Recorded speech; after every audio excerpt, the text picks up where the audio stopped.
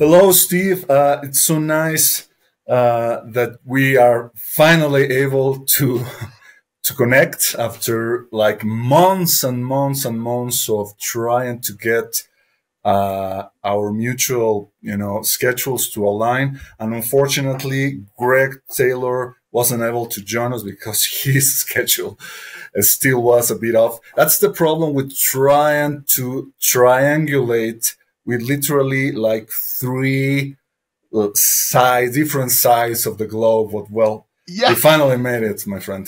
we did it. Yeah, it was meant to be today. Exactly. I was thinking the other day about the movie Back to the Future 2. I was in Uh-huh. my teens when I first saw it, right? And I remember I was so smitten by all the things that appear in the movie, like the flying cars and everything. And I Yeah. was, so eager to be in that future already, right? And now that we have actually like surpassed the date of the movie, uh, we never thought that it would be so cumbersome, right? The technology, that scene Yes. with Marty McFly being fired. I imagine that nowadays his boss would have to ask him to like send him a fax stone, make Yep. sure that the printer didn't jam the paper or had enough ink on Yeah. the inkjet and everything. Instead of everything happening so seamlessly, is the beauty of Hollywood, right? Everything Yes. is seamless, everything is magical. Right. Right. And it's true. I totally agree because while obviously if you were to look, wouldn't Back to the Future 2 come out? Was that 1988 or 87? 1989, I checked. 1989. Wow, it was a full 5 years or 4 years after. Amazing. Hmm. Uh, I think if you probably actually like looked at the advances we've made in terms of technology, science, medicine, all that stuff, we have come quite a ways. But the look, the visual, and the aesthetic of the future we're in now is so mundane and drab Right. compared to what we were sold as kids, where it's going to look. I mean, like, Back to the Future 2, like you said, it's a facelift of the reality around them. Everything is different. It's very like Jetsons like, Hmm. almost sci-fi. Hmm. Like their suits are like almost like contactee suits, Exactly. like it looked awesome. And I was convinced, probably like you, that was going to be exactly the reality we were going to be living in. Right, right. And it's interesting, like you analyze the things in that movie and other movies of sci-fi that were released decades ago, trying to imagine like the date we are now. And Mm-hmm. obviously flying cars, nowhere near that. No. But other things like technologies that have to do with entertainment, Mm-hmm. those definitely seem to have been on par with our expectations, and sometimes they even like surpassed it. Back to the Future Yeah. 2, there's that scene with Marty McFly being scared of that holographic like shark. Like Yeah. we have that now, not exactly Oh yeah. that, but you see, But the drones, I mean, the drones are like exactly, almost more impressive than that. Yeah, I exactly. totally agree. So there are things that are more impressive nowadays in our current era than the things that people imagined, in the Mm-hmm. 80s and the 90s, but only with regards to entertainment. Yeah. It's like it goes to show how important entertainment has become in our modern culture, right? Yeah. I agree. And I think, well, not right now exactly, but I think, oh man, obviously the internet changed entertainment and how we consume entertainment quite a bit. But in the last 5 years, I have noticed this just working in entertainment that I think we're kind of in the middle of a new shift. Like when radio went to TV Mm. and silent films went to talking films, because movies, by and large, are dying off. They're not nearly as economically viable as they once were. Right. Marvel movies, a lot of Hollywood people like to say, "Oh, the Marvel movies are what keeps the lights on." Mm. Well, those are failing miserably. They're losing money now. Right. Even like Indiana Jones, the new Indiana Mm. Jones, they spent so much money on marketing that at least according to like a month ago, it had barely turned a profit. even though so Wow. many people went to go see it. So movies, I don't think are going to be as big as they were for like our generation Hmm. and some of the generations, below us. Because I think with TikTok, and I even find myself sometimes having a hard time in sitting down and watching a 2-hour movie without Right. checking a device or Right. looking at my laptop. Right. Like our brains have been rewired to consume a new kind of entertainment. That's true. In smaller and smaller chunks. Yep. Right. Yeah, I agree. Like also with our memory, like Oh it yeah. is troublesome for me realizing like a new series or season of a series I'm watching on Netflix, and like The Witcher, for example, and Yeah. realizing, okay, I think I need to rewatch the previous season because I don't remember anything about the Same plot. here. Same here. I really enjoyed the first season, but when I started the second season, I was halfway through the first episode. I go, I have absolutely no idea. This almost feels like a whole new TV show. I don't know what's going on. I Exactly. don't know what the characters mean to each other. And I think there's a lot of like angles to that. One, I think we're inundated with so much media, Hmm. entertainment, even through work. I mean, and it's not just because I work in entertainment, but like things are just coming at us at such a rapid pace and in short little bursts that we don't have time to like really grasp onto. Hmm. And I have found myself, and I don't think it's necessarily age, that I can't remember. Like a lot of times I'll watch a movie and then the next day I'm like, wait, what did I watch? I Mm. can't even remember, Yeah. because after I watched that movie, I got on the internet and may have watched 500 YouTube shorts after that. So my filter is clogged up, like Yeah. Yeah. it's interesting. As is mine. And also, obviously, another thing about this predominance of entertainment is that the entertainers themselves, the entertainers, have become the most important people in our culture. In fact, Yeah. years ago, I came up with this silly term. I call it ludocracy. From ludos, Hmm. play, kratos, rule. So it's the rule of the entertainers, right? And it's just not the fact that they are the people who dictate what we should like, what we should wear, what kind of opinions we should have about current affairs. What so Hmm. and so said about, I don't know, Gaza, or what say about Ukraine. There's the fact that, like, if tomorrow Oprah Winfrey, ran a press conference and saying, I'm running for president of the United States next year. I'm not saying she would win, but there's a really, really good chance she would, make things very difficult for professional politicians. And getting Yes. back to the future too, obviously, the joke in that movie was that Beef Tanner becomes the most important person in America, and he was obviously based on a famous real estate mogul in New York. And that Hmm. same real estate mogul, 30 or so years later, became the most important man in America. I mean, it makes reality seem pretty thin sometimes. Yeah. Like I mean, you're 100% right, and like you said, how kind of important entertainment personalities are.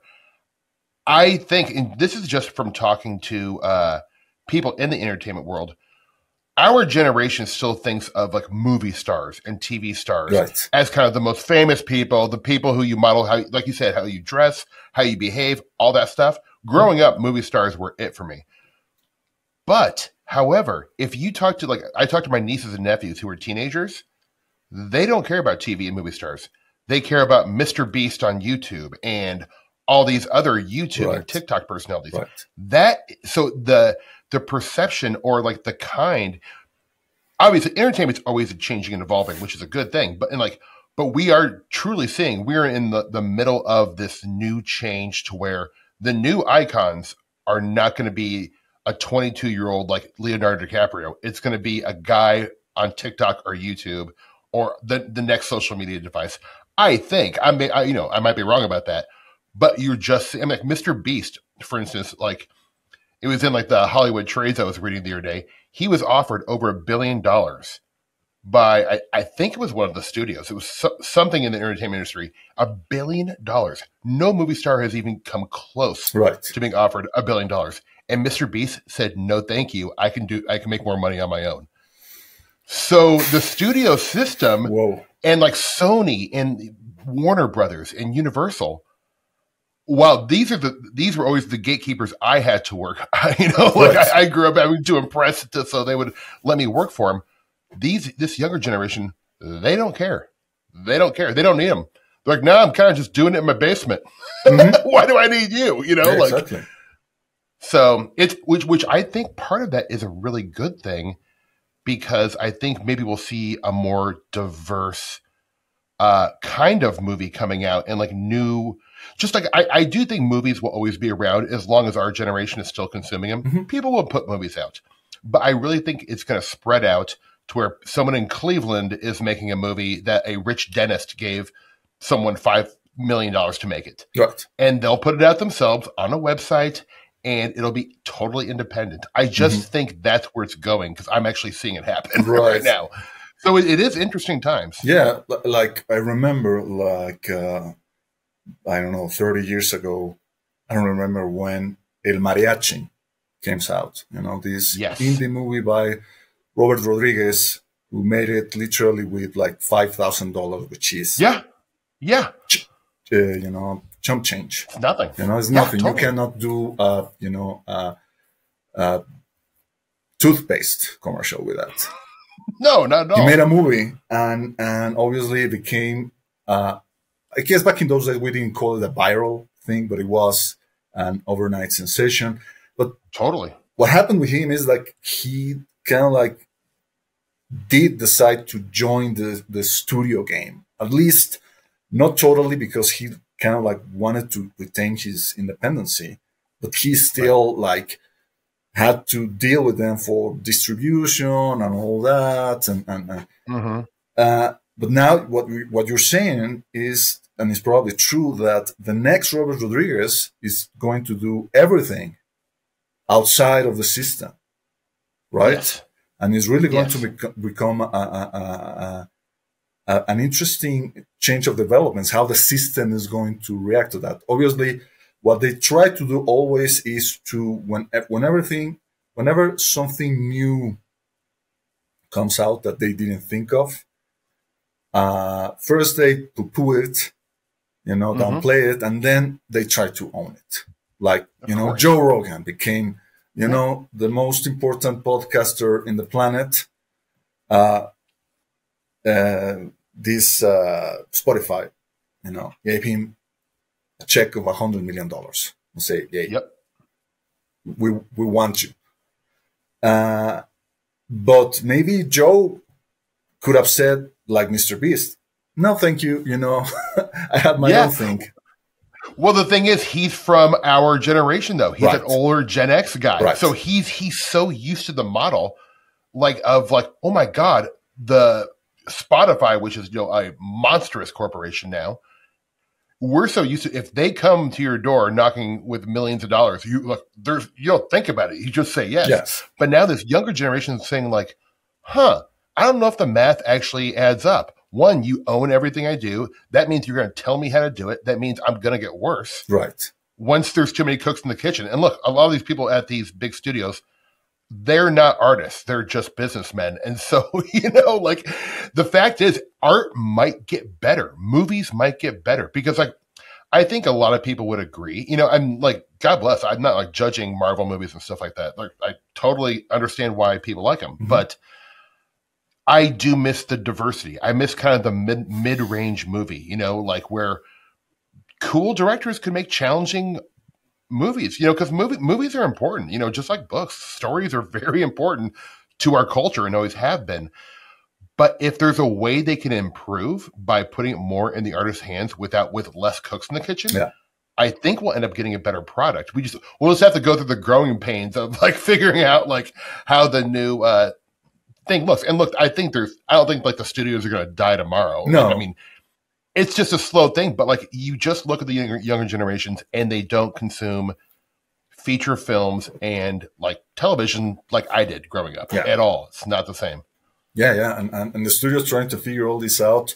And we're seeing like almost like they're eating their own tail, right? Yeah. Like Yep. Warner Brothers, Discovery, like they are deciding somehow that a company that is supposed to release content makes more money by not releasing the content. It's terrible. It's terrible. I mean, it's so backwards because a lot of this is happening right now because they're losing kind of big with the Marvel and these big tentpole films. 2 years ago, these things were bulletproof. They were just a golden faucet. You would release one of these movies on a Friday and everyone went. Yeah. All over the world. They did great in every fucking continent. Excuse me. But now that is just changing. And I don't think it's because the movies are getting worse. I haven't seen them, so maybe that is the case. But I think people are just like, I don't know, we don't do that anymore. Like that's just Yeah. I think a lot of it is like I think COVID kind of like made people realize like I guess I really don't need to go to the theater to see that. Like and also I talk to a lot I have younger friends in like people I work with in their early 30s and late 20s, and they keep on telling me this thing. They say we have been priced out of fun. We can't afford to go to a movie. It's like a big deal. Movies are expensive now. It's very Sometimes expensive. Yeah. So it's like a big night out. And if you have like $30 to your name and you want to go be entertained for a night, I mean, a movie is cool, but there are other options that might be more fun and a better use of that $30. Exactly. So I do get it. Like it's people don't. I mean, movies are. They're just expensive and like. I think if the movie doesn't feel worth it, you get, you have a bad experience, enough times in a row. You're like, man, I'm not doing that again. So, yeah. So, and shifting gears a little bit, like we're talking about movies, and obviously, the Daily Grail is about exploring content and ideas and facts that are oftentimes overlooked or dismissed by mainstream culture, but sometimes they are captured or are utilized, especially by the entertainment industry, in order to create movies, and sometimes those movies become iconic, Close Encounters of the Third Kind, Poltergeist. So I wanted to talk to you about the way, your opinion about how Hollywood manages or fails to capture the real nuance and the old intricacies of what we call, for lack of a better word, the paranormal, and especially when it comes to what to me is my jam, and I know it's yours too, the real high strangeness, the real thing that even people who are interested in this stuff, they scratch their heads and say, God, I don't know how to approach this. Like, it was a close encounter with a UFO, but then the witnesses also saw Bigfoot alongside their dead grandmother. Like, what? Right. Yeah. And so you're so right. And like you, I am super interested in probably the thing I'm most interested in, in terms of like UFOs, for example, is the absurd encounters and the really surreal aspects of, the encounters people have talked about for so many years. I think the most simple answer for why they can't get it right, and like, for people like us who really have always waited for a real good, high, strange movie that really just nailed it. There is no ending. There is no answer to this stuff. And that's part of the confounding nature and absurdity, I think, is that like, you'll be shown this weird stuff. Like you said, your dead grandmother coming out of a UFO and a Bigfoot's there's a light down in a Bigfoot. And then sometimes the aliens look like little tin cans. I mean, like if you put that in a movie, I think people would be like, all right, my suspension of disbelief, I think maybe you and I might really love it, but we are even in the paranormal like community or sphere, whatever you want to call it, I think we're kind of in the minority of what we like about this stuff. You know what I'm saying? Oh, for sure. We're like, I don't think like the way you and I get excited about like old 1960s UFO cases is probably is probably the norm of people who like UFOs. I think disclosure and like what's happening now is much more compelling to the larger audience.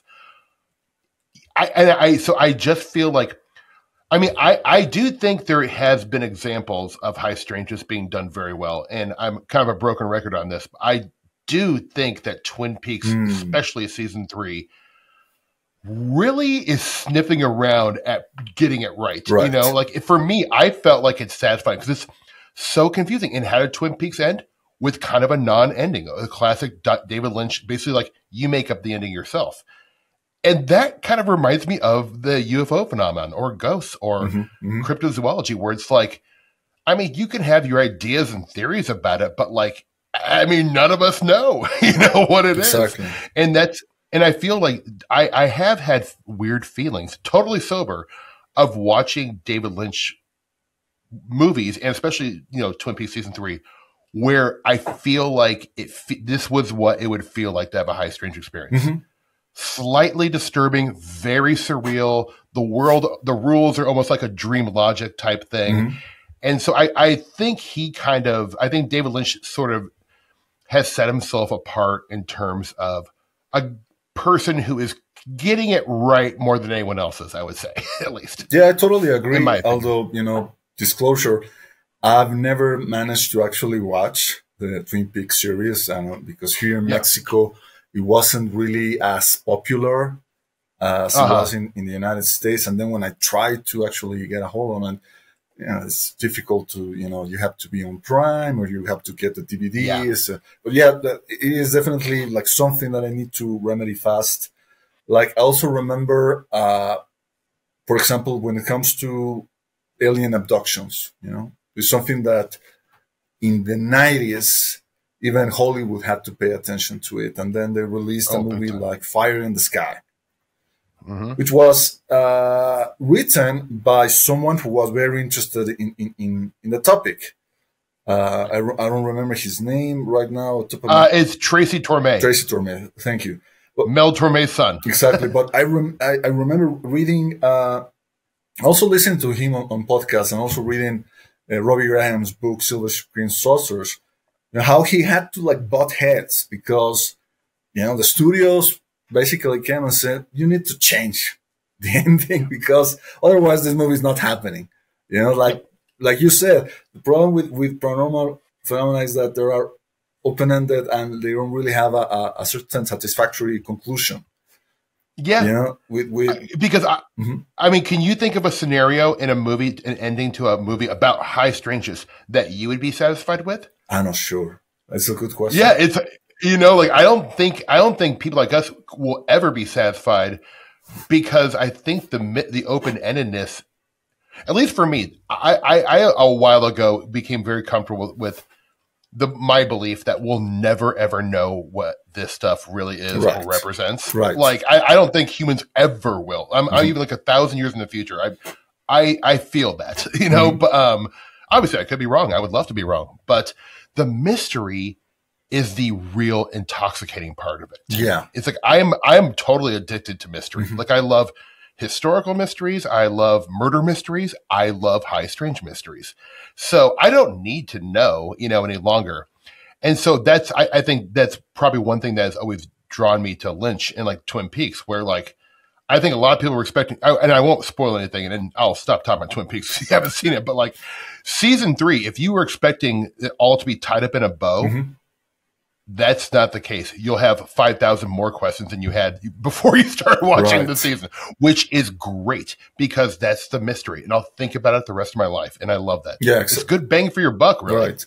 Exactly. I love TV series or movies that when they cause me to keep thinking about them, like days or weeks after I watched that thing, that I know that is something that really is going to change me from the inside, Me too. And when it comes to high strangeness, you, my friend, went after the biggest fish in the ocean, right? Yeah. I'm talking, of course, about Skinwalker Ranch, the infamous place in Utah where all sorts of shenanigans allegedly occur, from bulletproof giant wolves, murderous shadow people, disappearing and reappearing cattle,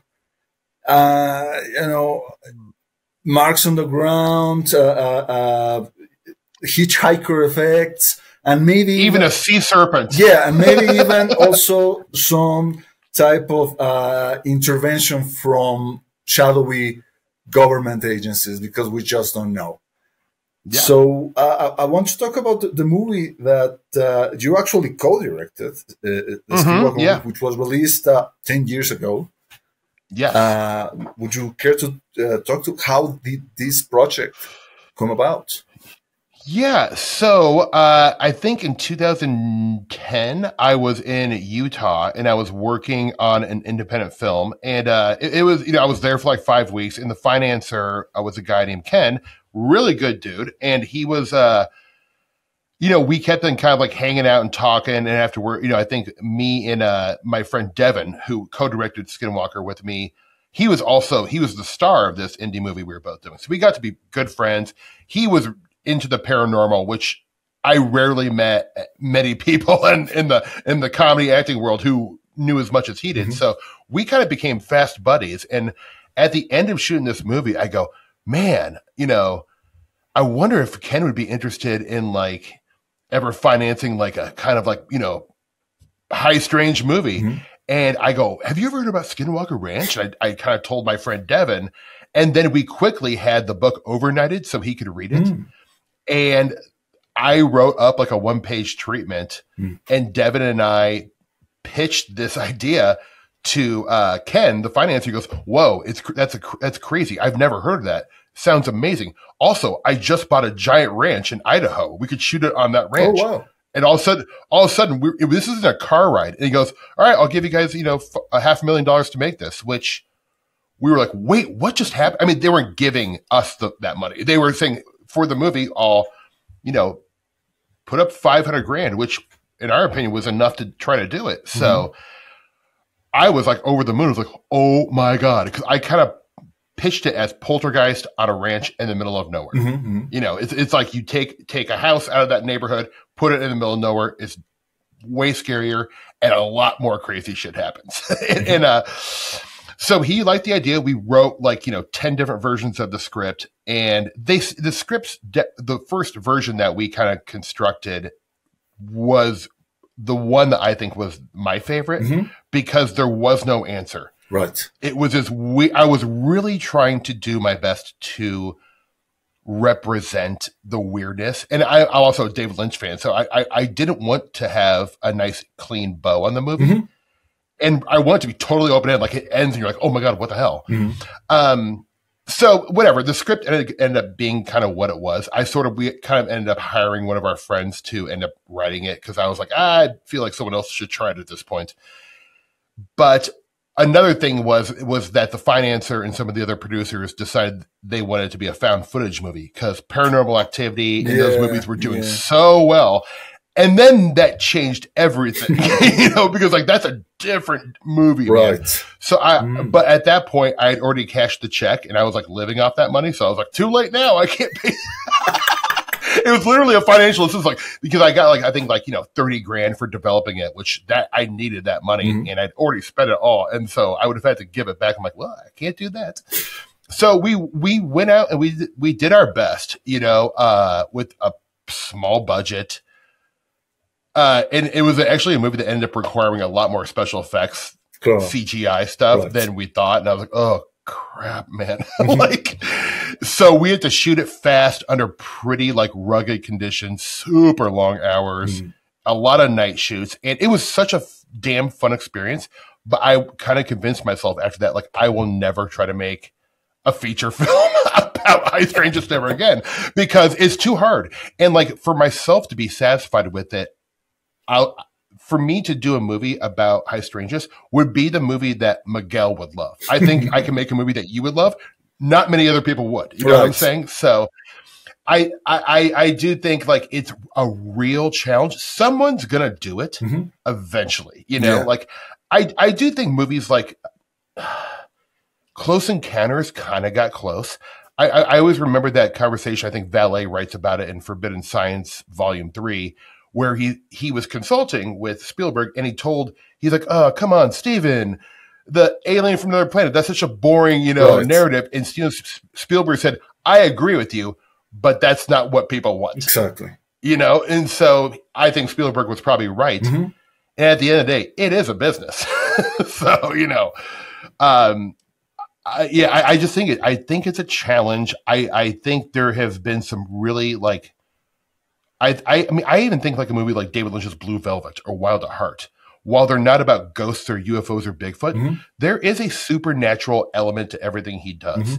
And the way he kind of has these subtleties and absurd moments, to me, reminds me of the high strangeness I read about in Keel books and stuff like that. It's like there's a lot of like Men in Black figures who are just like almost human, but they're slightly off. And to me, it's those nuances that I think like a guy like Lynch, even like Jodorowsky, I think he's, even though his movies aren't about like ghosts, they're very spiritual, metaphysical movies. I think he gets kind of close too, So I think there's some artists and some European filmmakers who kind of are, getting close. Yeah. And if someone will do it, but it will not be a movie made in the Hollywood studio system, though. That much I feel pretty certain. Yeah, I agree. Like, you're right. When it comes to filmmakers from Europe, or that are not necessarily coming from the typical Hollywood background, sometimes they actually manage to create movies that maybe they're not as successful in the box office as they should have been, but they become cult classics. Like I'm thinking right now of the movie Dark City by Alex Proyas, a movie that I particularly love. I agree. And it manages to capture, I feel, a lot of these elements of high strangeness, particularly the idea of deja vu, of the uses of time, how time can be manipulated, and also these entities which are not exactly the typical aliens from outer space that you expect. I consider that a Gnostic movie, because basically that's right. the theme, the idea. There are these overlords that hold, in this case, a city hostage or captured for their own devious plans, and that is why I think that movie, in some aspects, is better than The Matrix, even though obviously, The Matrix is, the thing that really. Also, there was another movie that, although it was done in the studio, format, but actually managed to capture or go against the grain of what people were expecting. That's why it became such a cultural thing. And then obviously the other movies, the sequels, and maybe they weren't as good, but yeah, that's interesting. How maybe nowadays, like you were saying, we have this young audience that are not as they're not like we were when we were kids, right?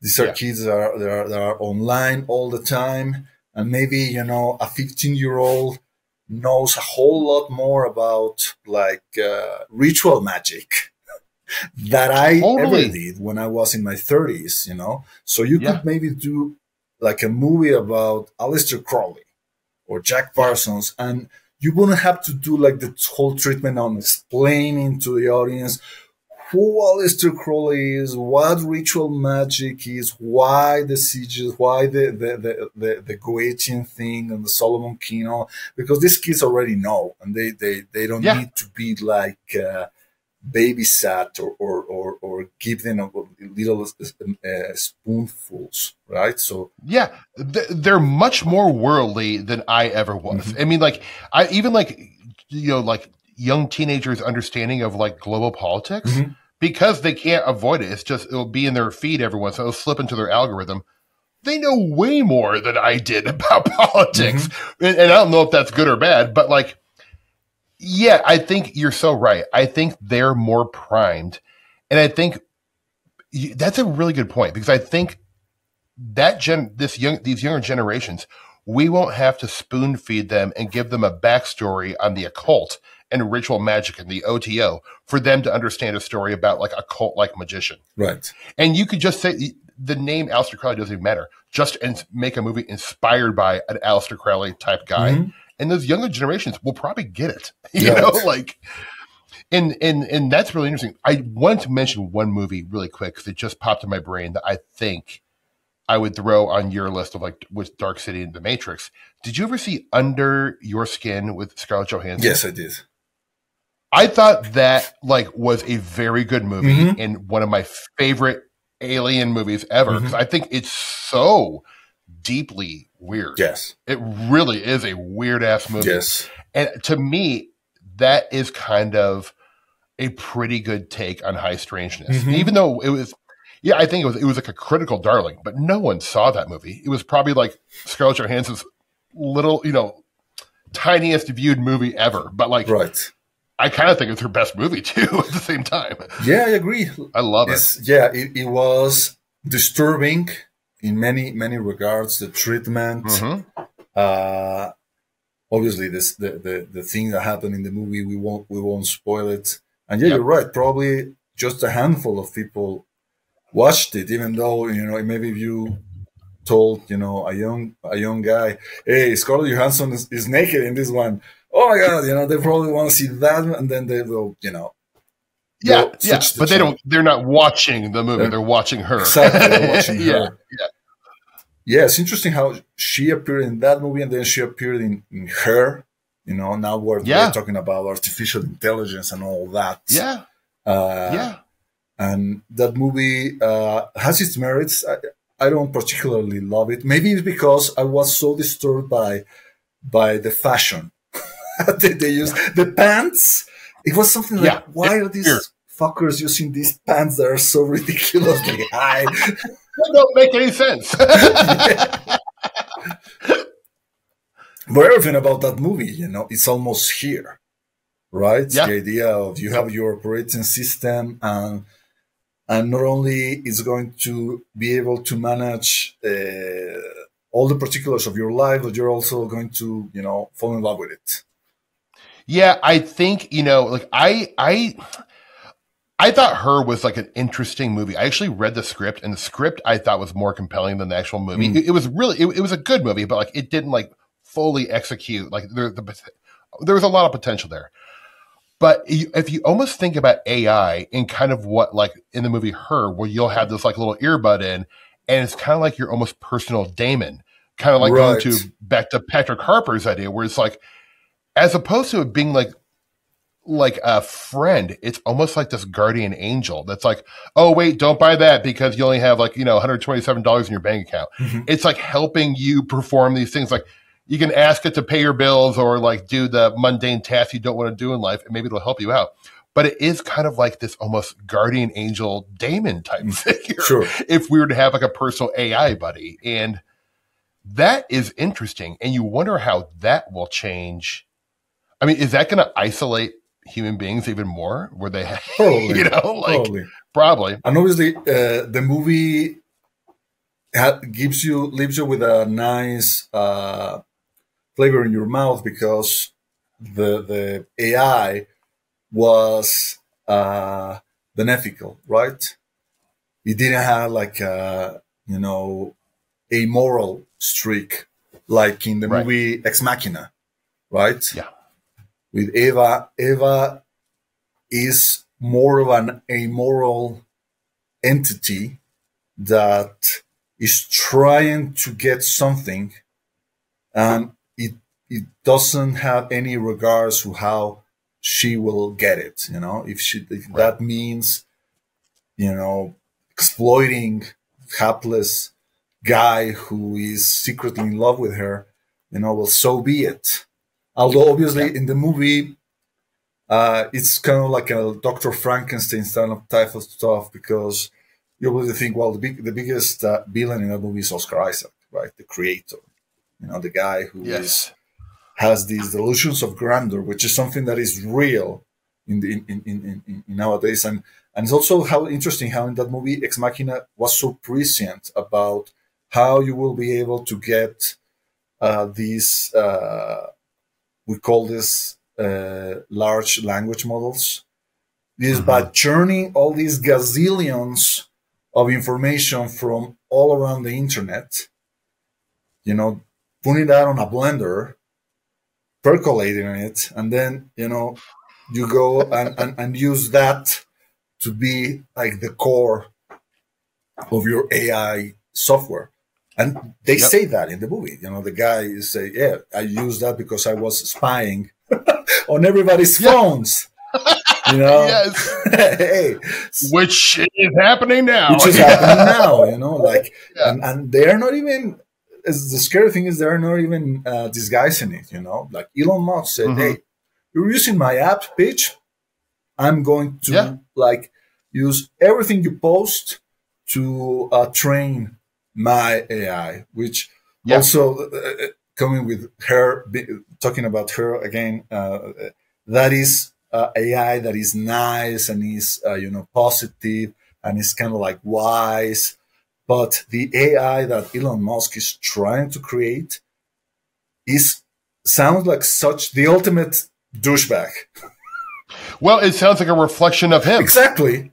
Yes. And someone like that is going to build an AI based off him, because whether you like him or not, I do think he has megalomaniac tendencies. Oh, yeah, for sure. Psychological, right?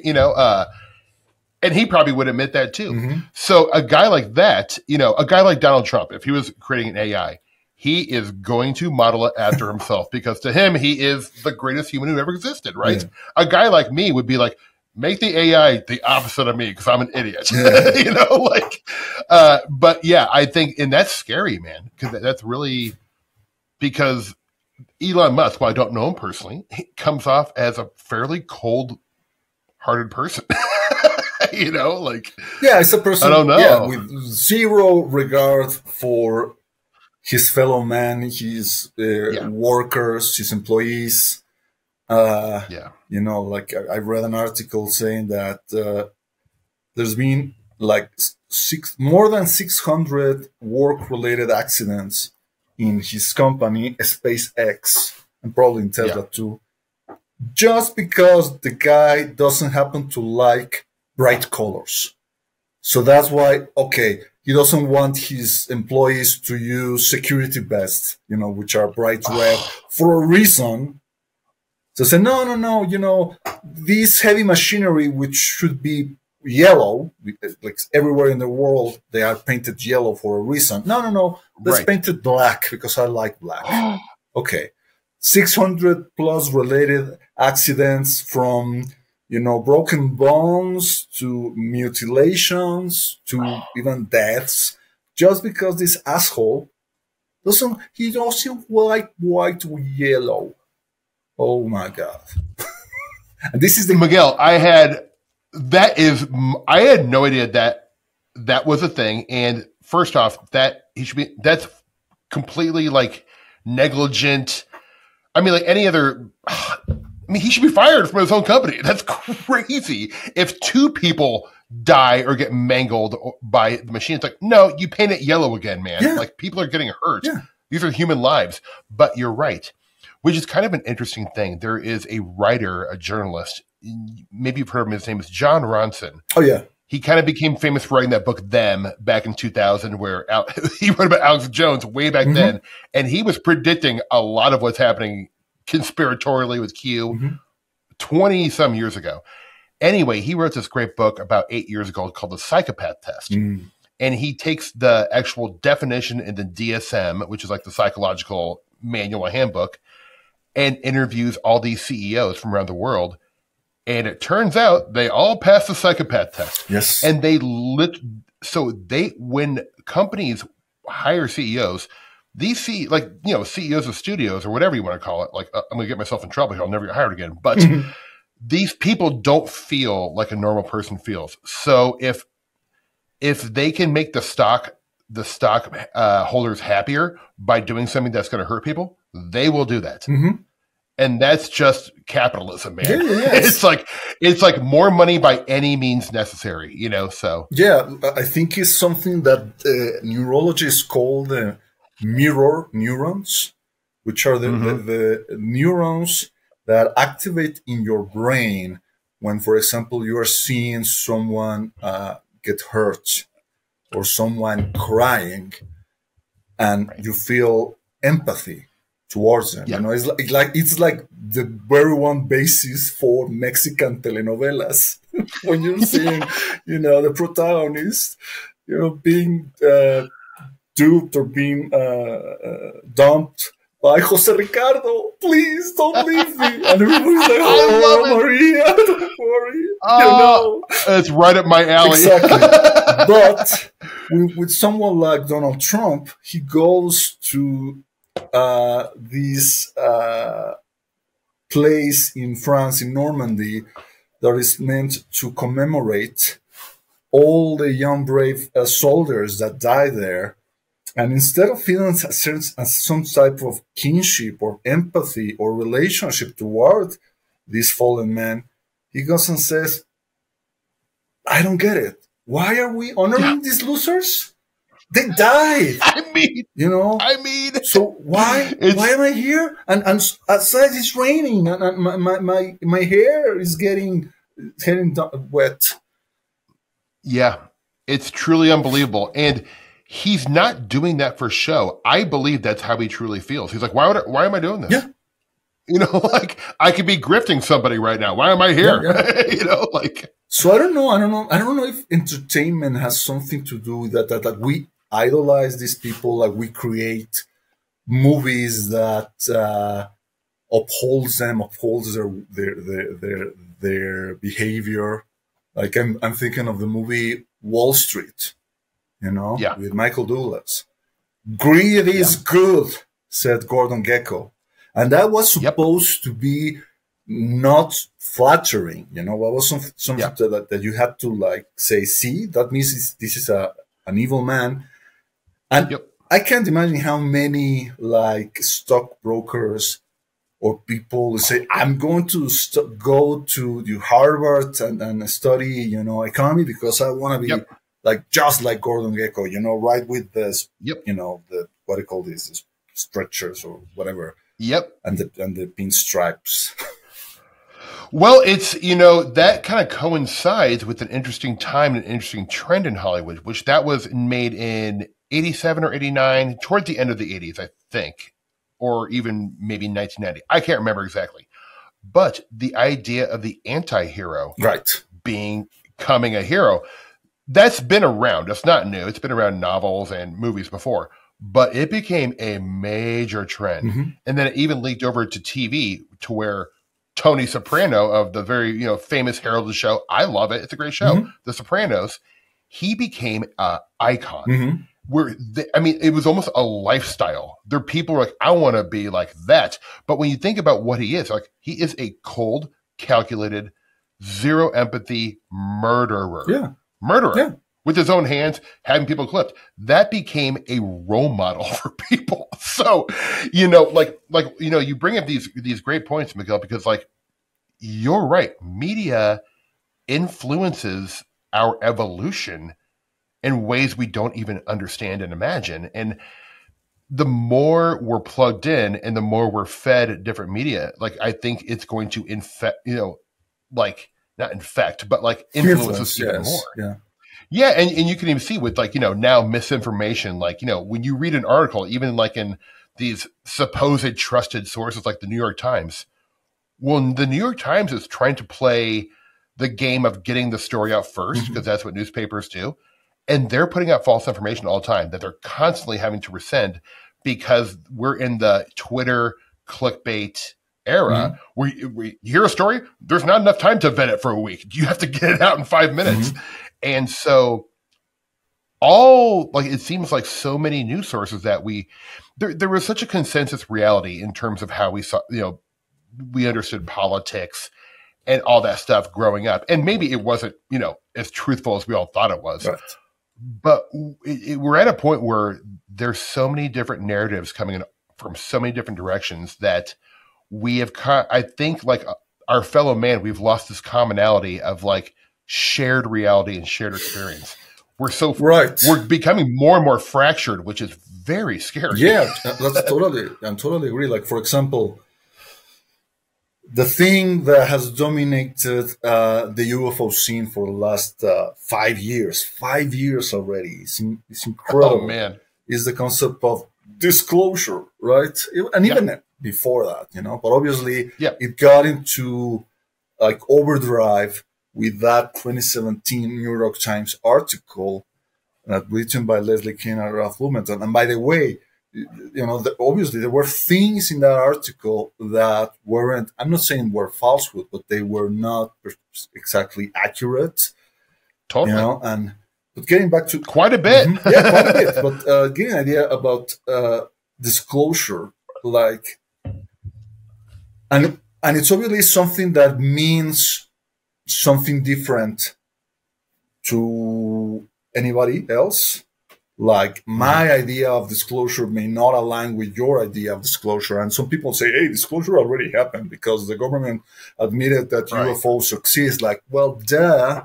Yes, UFOs exist. The moment that you see something in the sky and you cannot not identify it, well, voila, that's a UFO. Does not mean the government has admitted the existence of aliens or extraterrestrials, which is what the populace still think when they think of UFOs.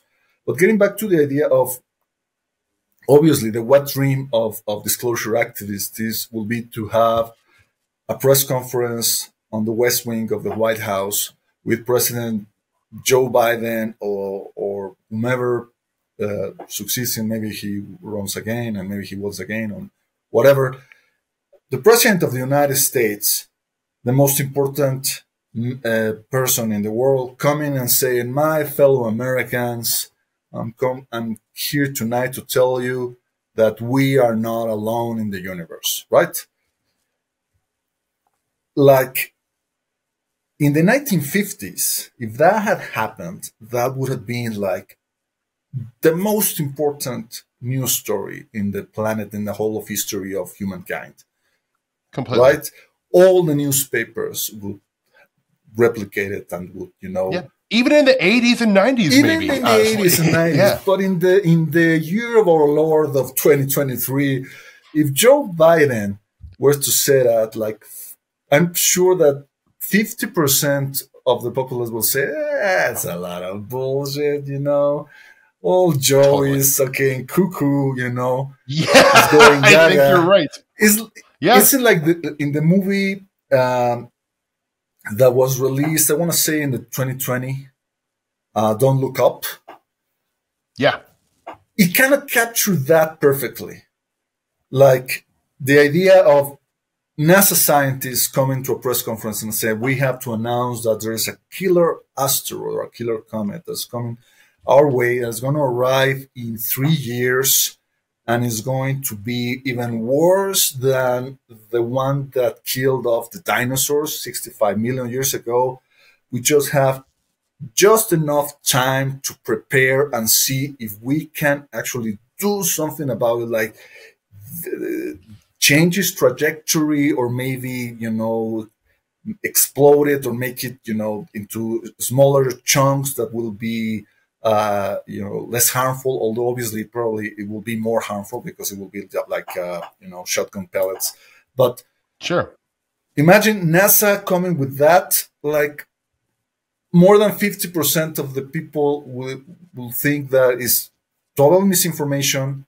And the other 50% will not know what to do. And maybe in the news article say, well, we have to now give chance for the people who dissent with this opinion, we give it the fair, airtime, because that's what we do with things like climate change, right? Even though the science has been dead solid for the last 30 years. Undeniable. Yes. And there's still people, even people in places of power, totally. The Congress, even these people who are now the darlings of the disclosure movement, Tim Burchett and all those guys, Oh boy. all these Republicans, if you ask them, do you believe in climate change? They probably will say, well, the science is not settled yet. Like, what do you mean? It's been settled since the late 1980s. It's as clear as anything in science, period. Yeah. I mean, like, and this is not new. This isn't like a discovery made 10 years ago. They knew this in the 70s. Mm-hmm. They were pretty sure of it in the 50s, but we knew for sure in the early 70s. I mean, even Exxon was the one who paid to do the study, and they buried it. I mean, like, yeah. So, like I agree with you. Like, I don't see a society being able to function with such type of cognitive dissonance, of the idea of not trusting, not knowing who to trust or what to trust. Is going to immobilize the moment that there's, some times to make hard, immediate decisions like, hey, there's a hurricane coming. Yeah. You need to board up and say, well, and first I need to see if I believe this story, and waste precious minutes or precious hours until it's too late. Yeah. If someone from the far right perceives that the reporter telling people to take cover because the hurricane is coming, but the far right perceives that reporter to be liberal or progressive or different, like gay or a race they don't like, they will choose not to believe it. Right. That is where we are. So the personality telling you the facts now matters, where it didn't necessarily 20 years ago. Right. And so it's so bananas, man. Like there is no consensus reality. Like I think if Jesus Christ came down on a UFO in Times Square, I think probably 19% of the people would buy it, and everyone else would be like, oh, it's like this is like a psyop, or, it would be all over the place, but it wouldn't be one of those things like the example you laid out so nicely for the 1950s, 60s, 70s, maybe 80s and 90s. We all would have been like, whoa, holy shit, Jesus came down on a flying saucer, man. Right. Like, I'm not going to work today. This is crazy. Like, or even like, I mean, I kind of felt, this is what I felt like I really kind of like lost a lot of hope. And I'm not trying to be super cynical, but when the pandemic first happened, obviously like everyone else, I was scared. I was like, worried about taking care of my parents, all this stuff, my friends, family.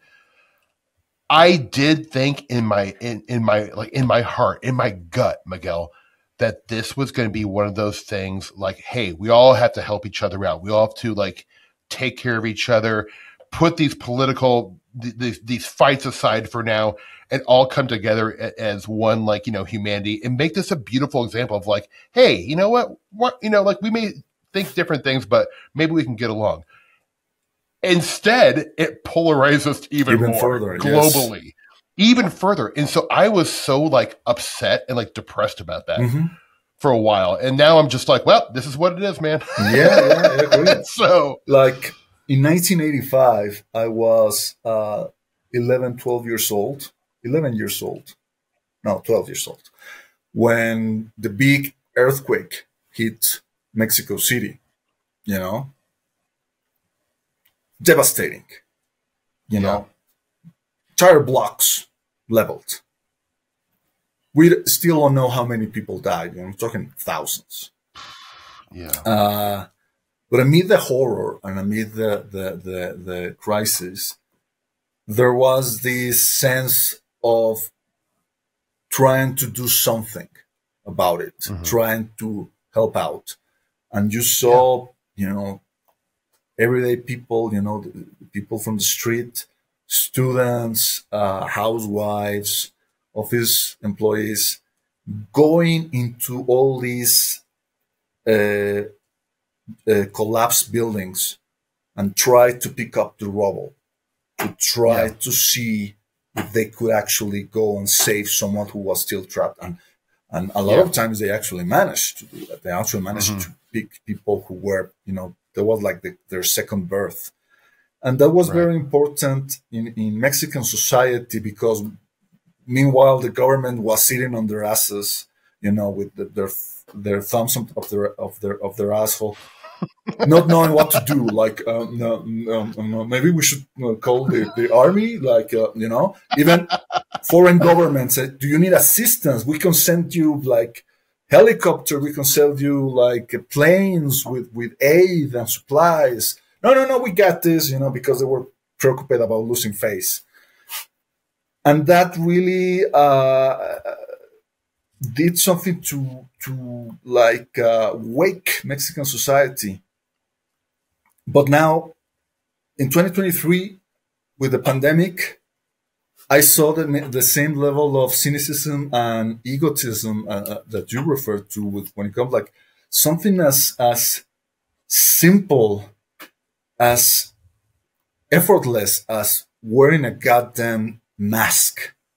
Yeah. To if you're going to ride the bus or you're going to go to the bank. No, I can't breathe well, man. They're like, sure you can, man.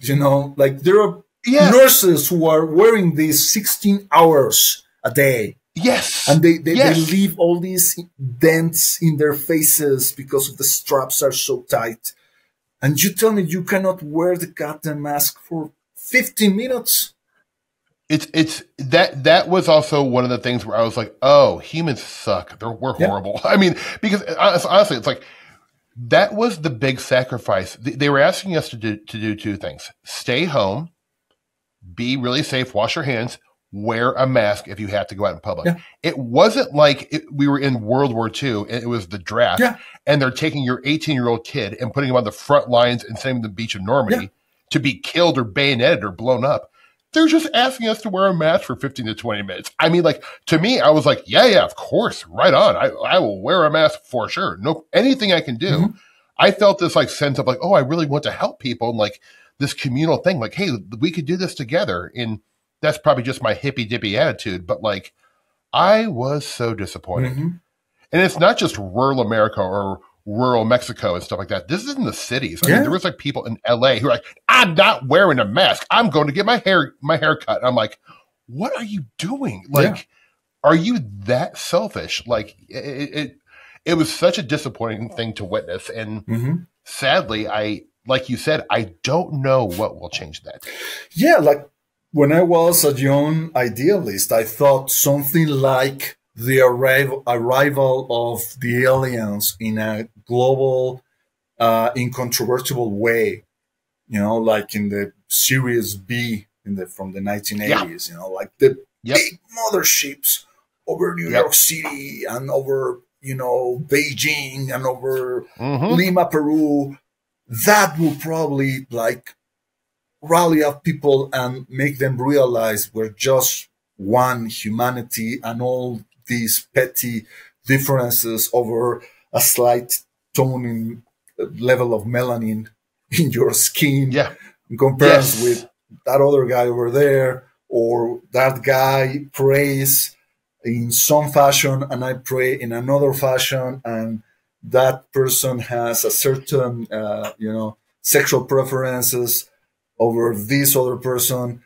Will feel so pointless, but now that I'm older and way more cynical, I just don't know. I just don't know if, like you said, with COVID, just like COVID, the disclosure or the message, the release that UFOs exist, and some of those come from somewhere else. I'm not a fan of the ETH I'm not either, theory, but that's the thing that people will be able to manage. They come from another planet. Right. Imagine, well, no, they actually come from another level of reality we cannot comprehend, and the moment that they interact with us, they screw with our reality over here, depending on your belief system. Some will see them as gods, some will see them as angels, some will see them as demons.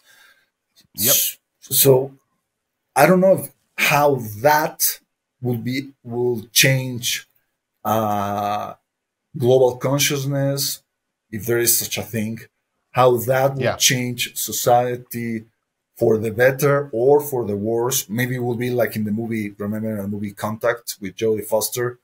You know, Yep. there were people who feel this as a moment of hope of trying to, well, let's try to connect with these other civilizations. Maybe we'll be able to, Yep. you know, reach some type of understanding of the universe. But there will be guys who say, no, these are, you know, these aliens are demons that are trying to kill them. To cloud our judgment and our God-fearing, you know, rights. Yep. I don't know. I don't know what will happen. Yeah, it's you know, it's not a great scenario, obviously, but like maybe if there's something, it's just something that we haven't thought of yet that will force us to like come together a little bit. I still, you know, like even though I'm not optimistic, I'm an optimistic person. So I do always want to have hope because I do think part of how different younger generations are than we, like our generation is, there are things where I'm like, I think maybe they're a little more aware. Like I think some of like the racist like tropes that kind of were around, you know, are around today and were around when we were growing up are going to kind of erode and disappear. I think because I do think these kids are going to be up against a bigger challenge than we were. And the only way to move forward and probably keep the human race alive is to come together. Because if we are fractured and we keep on getting more and more fractured and isolated, and there's littler and littler more common accepted reality, we will crumble as a species. Right. There's just no way about it, you know?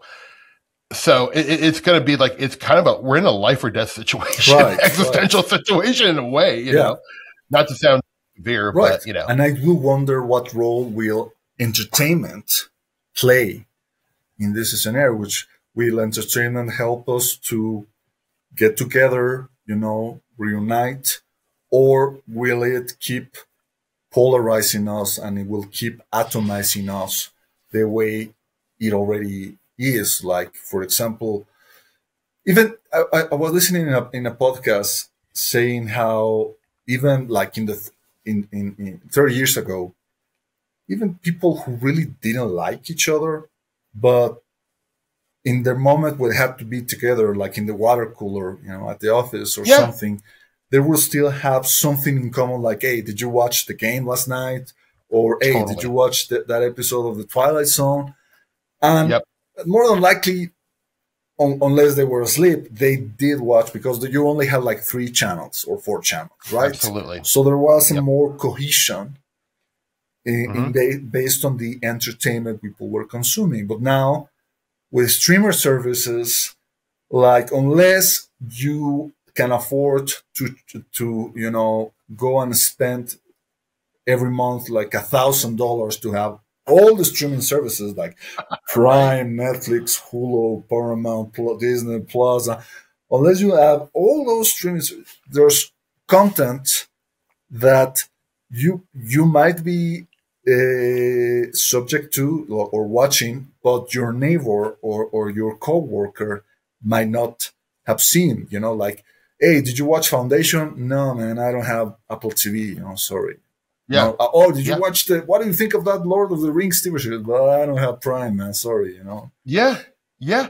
And that is also separating us, because if we don't even have that in common, like, okay, you're a Republican and I'm a Democrat, so we don't see eye to eye on eye. But at least we could be eye on eye on entertainment, like on the things that we see on our spare time. Then you see how entertainment is further dividing us. Yeah. Right. Well, if you think about it, it's kind of funny. Like, you know, it's that kind of old joke. When people have nothing to talk about, they talk about the weather, right? But and if you think about it, the weather is the last thing we all have in common. For now, give it 2 years and people all, you know, you'll say, oh, it's, you know, sunny and 75. What a beautiful day. It's like, I don't see the sun. It's cloudy.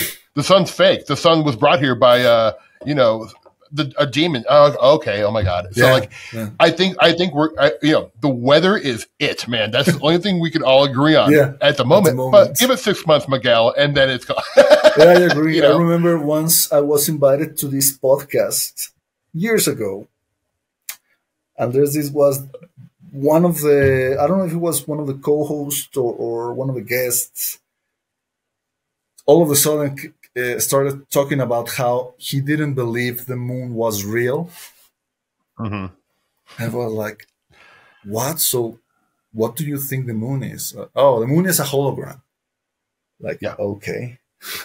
Perfect. It's like, Of course. Naturally. yeah, and Why didn't I think of that? where do you go? When you're, Yeah. and it's so easy. Like it's so easy for a society to start to get disconnected with reality. It happened. I wrote an article in for Mysterious Universe years ago. It was based on something I read in this great book that I highly recommend, Morning of the Magicians. Oh It's a yeah. classic. Classic. It is. And the book is about, it's very difficult to describe because it's about everything, right? It really is. Yeah. But one of the things they touch is about what happened in Nazi Germany in the 1930s, and even before that, when the Nazis started getting into power, and how all of a sudden they allowed all these fringe scientific theories, but in quotation marks, because it was pseudoscience, to rise into prominence. One of those was the idea of this guy, I think his name was Horbinger. He had this crazy ass idea about the eternal eyes. Basically, he thought that eyes was the real, like the main prime matter of the universe instead of like energy or fire.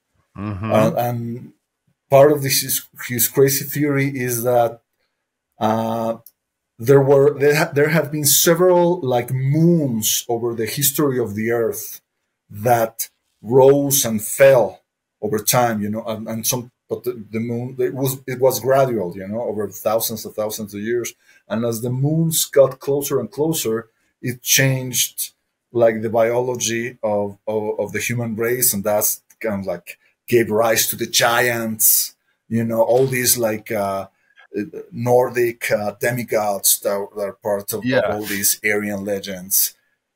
So, and all these things about Hyperborea and all of that. So that's something that the Nazis fostered and helped to spread.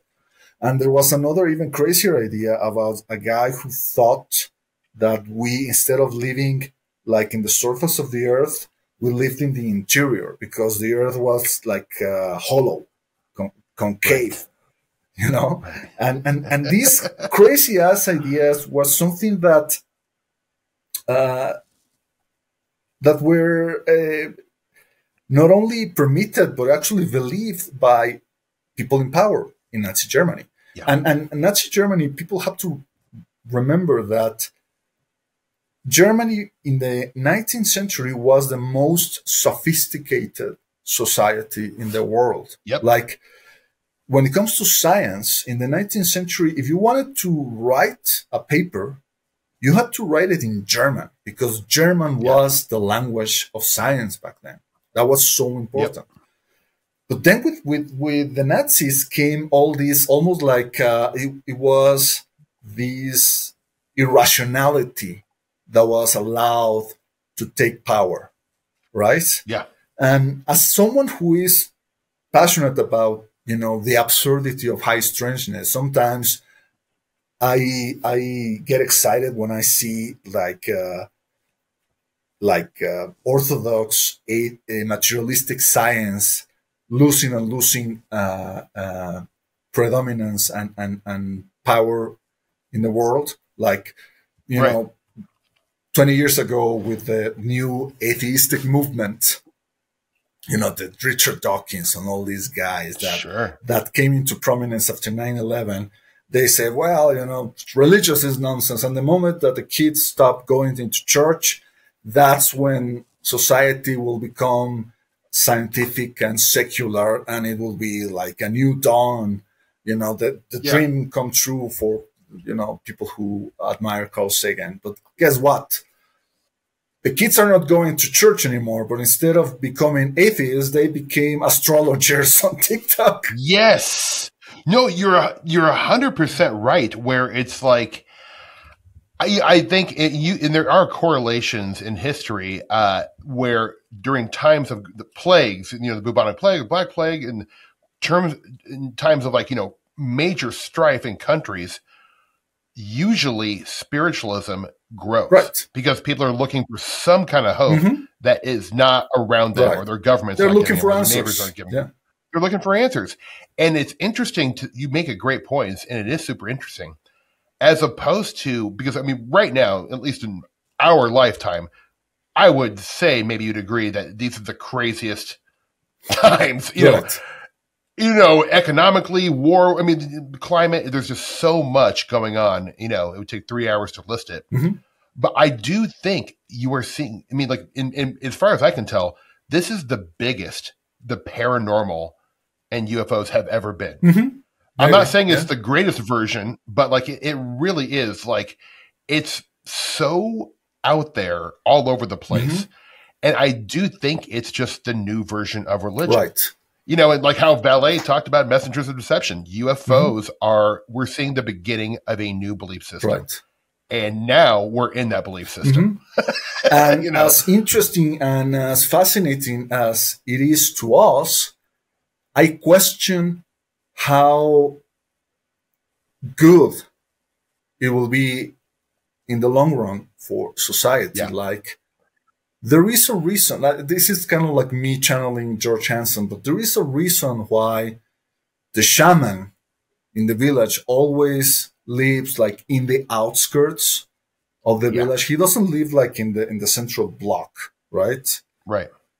The shaman or the witch, the wise woman, they live in the periphery for a reason, because maybe these energies, these influences, they are so destabilizing. They are so anti-structure. Is how George Hansen will talk about them. They're so anti-structure, which is good, because sometimes when a society is getting stagnant, you need something to rattle the cage and shake them out of that stagnation. And you need novelty. You need novelty. You need new ideas. But to a certain degree. But then you need to get back to a certain level of structure and a certain level of balance. Because if you're living all the time with that, it's probably going to be way too much. Right? That's why the shaman, they are sometimes kind of kooky, and he's it's great to go and visit the shaman on his cave for answers, because I need to get a hold of the spirit of my mother who recently passed away, but I'm not going to invite him over for dinner. Because I can't have my paradigm shaken that much, because I have to go on with my life. No, you hit on the very key word, and I think it kind of crystallizes a lot of what I think is going on right now, is that you said balance. Balance, yeah.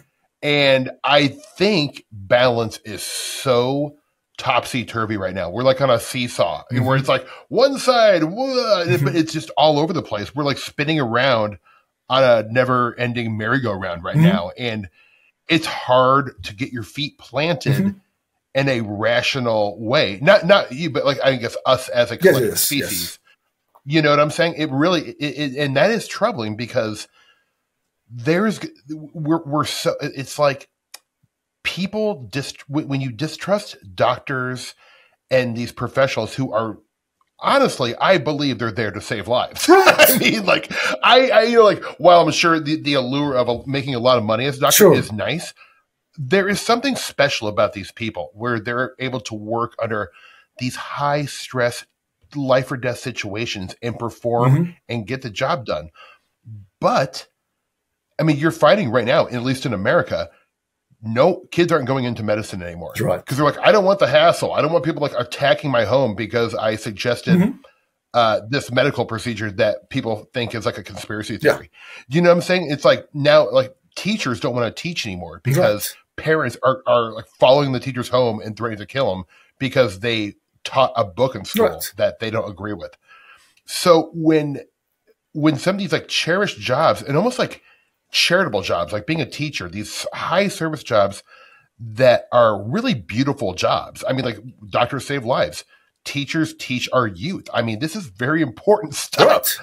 And if we're threatening their lives because they don't agree with these professionals, I mean, lots of luck to us then. You know, like it's troubling. Yeah, exactly. Troubling. You're right. I mean, thinking about the first months of the pandemic, all these videos of people not leaving their apartments, like at 8 at night or something, clapping and cheering all the healthcare workers and the nurses and the doctors, because they were, you know, basically exposing themselves and risking their very lives to try to keep this thing going. And then how quickly people changed that attitude, and the doctors were like, hey, remember us? Remember how you were clapping? We still need help, right? We still need resources and supplies, and we don't see them. Like, obviously, a child or a kid nowadays who might have thought about going into medical school say, screw that, you know? I mean, not only that it's so difficult to go into medical school, you know, and to pass medical school, but also the long hours. You're also going to risk your life. And even if the economic incentive, maybe it's not even there, because like you said, you know, there's a guy like Mr. Beast, there's some kind of like TikTok influencer who probably earns more money than a, you know, brain surgeon. Yes. Well, I mean, in fact, just an example, this is tangentially related, but like I went to film school. When I went to college, I studied theater and film because I, you know, knew I wanted to be in the movie business or whatever. But I now heard that like USC and some of these big film schools are really moving more towards content creation. Jesus Christ. I know, because you know what? It's way more, first off, it's way more lucrative. Your success rate is way higher. You know, like you no matter what, you can do, and you can do it by yourself, and you don't need a studio. But like, to me, that is missing the point of film school. Film school is like art school. Right. It's the same thing as if you're going to study painting at a college or whatever. It is art school, but content creation is more like business school. Yeah, exactly. Yeah. So I actually found that so sad. I was like, oh man, I mean, if you want to teach content courses like in communications classes, that, I mean, sure, because, you know, that makes sense to me, and that is a viable thing to teach, I think. But to kind of slowly, I mean, like, I do think, and once I heard this, I was like, oh yeah, man, film school is not even going to be a thing in 10 years, you know, like, and it's sadly probably true. And maybe you don't need it, for sure. It's not necessary to become a great filmmaker. You do not have to go to college at all. But it's a nice way to learn. And if, you know, if that's what you're passionate about and what you want to do, and you want to study film and the art and like the editing theory and all that stuff, well, I think it's a nice option for kids to have. Yes. But I mean, it's kind of sad to think that the smartest kids out there, you know, the kids who are really, really good at math, you know, really good at science, they would rather go and learn how to code because they want to become the next, you know, Elon Musk, or the next, you know, they want to release the next Facebook, you know, to make like $1 gazillion, instead of going to learn, you know, like engineering, mechanical engineering or civil engineering, how to make better bridges, or how to make better, you know, we need better batteries instead of better phones, I feel, you know? Yes. Yeah, exactly. That's exactly it. But instead, we're pumping out the phones because they're more lucrative. So You're 100% right. We didn't need anything past like iPhone 4, Right. but we needed better batteries. Mm-hmm. That is actually necessary to the survival of this planet, you know, or at least our species and all biological life. Mm-hmm. Because look, if we melt the permafrost in the Arctic and the North Poles, we're done. Right. No technology is going to save us at that point. It's going to be a pretty quick extinction. Right. One of my favorite people in the paranormal scene has always been Whitley Strieber. Right. You know, Yeah. ever since I watched for the first time the cover of Communion, like it hit me like a slap in the face. Me too, man. You know? Yeah. And I didn't even buy it at that time because I didn't have the money. So I bought it a couple of years later. Like I saw it on a bookstore. Actually, it was a convenience store, or maybe it was a supermarket where it had this book section. And I saw it. I said, give me it. Anyway, one of the passages that always have captivated me in Whitley's writings is this scene where he doesn't know where he is. We imply that maybe he is in another world or another dimension, that he describes it as kind of like a desert-like with a orange sky, and he's being led by two of these short, blue-skinned, almost like gnomes. You know, he calls them the kobolds, because that's the tone of the skin they had. And they kind of like show him where they live. And you imagine, well, these beings, they come from, traverse, you know, millions of light years on their spaceships, or they come from another dimension using some kind of like Stargate kind of like technology. Obviously, these guys are going to live like the Jetsons, right? You know, like super sci-fi. Everything will be perfect. Yes, yes. Like in Star Wars, you know, the guys from Camino or whatever.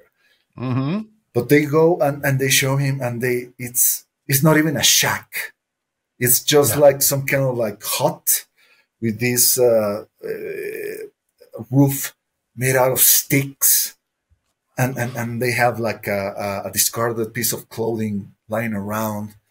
And he's like, this is how you live? And they explain him so matter-of-factly, this is all we need. We don't require anything else. And it's interesting, obviously, because we have this idea that the more advanced the society is, the more energy and resources it will consume, right?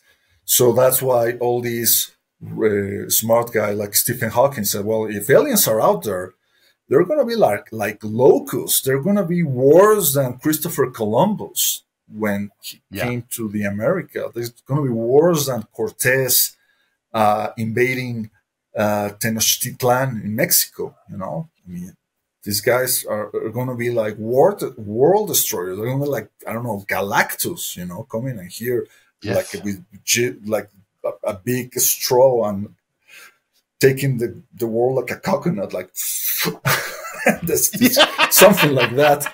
But the idea that Whitley brings in this passage, and you can believe it maybe was a dream, or maybe it really happened, or maybe it happened but not the way that he remembers it, is of idea of a civilization that is so old, it manages to reach this level of balance. We'll be talking about balance in this conversation a lot. The idea of saying, okay, we don't need anything more.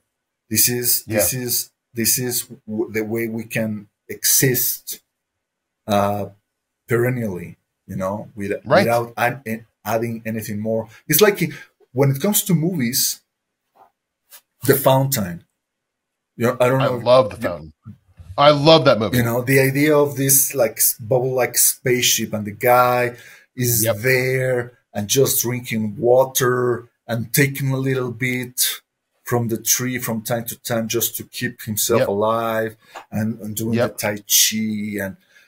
and it's just that's his existence, and living in perfect harmony. Well, if you think about this, okay, gosh, that is so deeply interesting to me. So, like early man, we started off very primitive, kind of like what you were talking about. Lived in huts, maybe like a cave, didn't have many material possessions. And then as we technologically grew and grew, materialism, the thirst for stuff, for nicer houses, bigger refrigerators, better air conditioning, bigger cars. Cars are huge now. We're consuming ourselves to death. And so materialism is at an all-time high right now. That is what symbolically to society is the idea of success and what you want to attain to. The more you have, the better your life is. Well, it almost makes sense that if an advanced civilization or a civilization way older than ours has evolved out of materialism. Right. And maybe it was by, necessity. Maybe there was like a collapse of their society and only a few remained. And so they're like, hey, man, how did we get there? Why did we collapse? Well, it's because of greed and materialism. Right. So maybe, that's actually just an interesting metaphor and idea of an advancement is the lack of advancement. Right. And like the lack of materialism, and I like to think that is true because I would love to, at the end of my life, see the cool, I always kind of think of how, I'm not saying I'm a socialist, but I'm of like Norwegian descent. And I have a friend who's from Denmark, and she was telling me like when she moved to America and moved to Los Angeles, she was so confused because there, if you're wealthy at the pub on a Thursday night, you brag to your friends how much you gave away in taxes.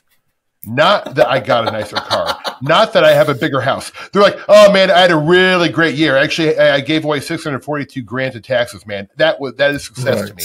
And they brag about that. Like, hey, I actually had such a good year. I was able to help society even more. Right. So interesting that. It's so interesting, right?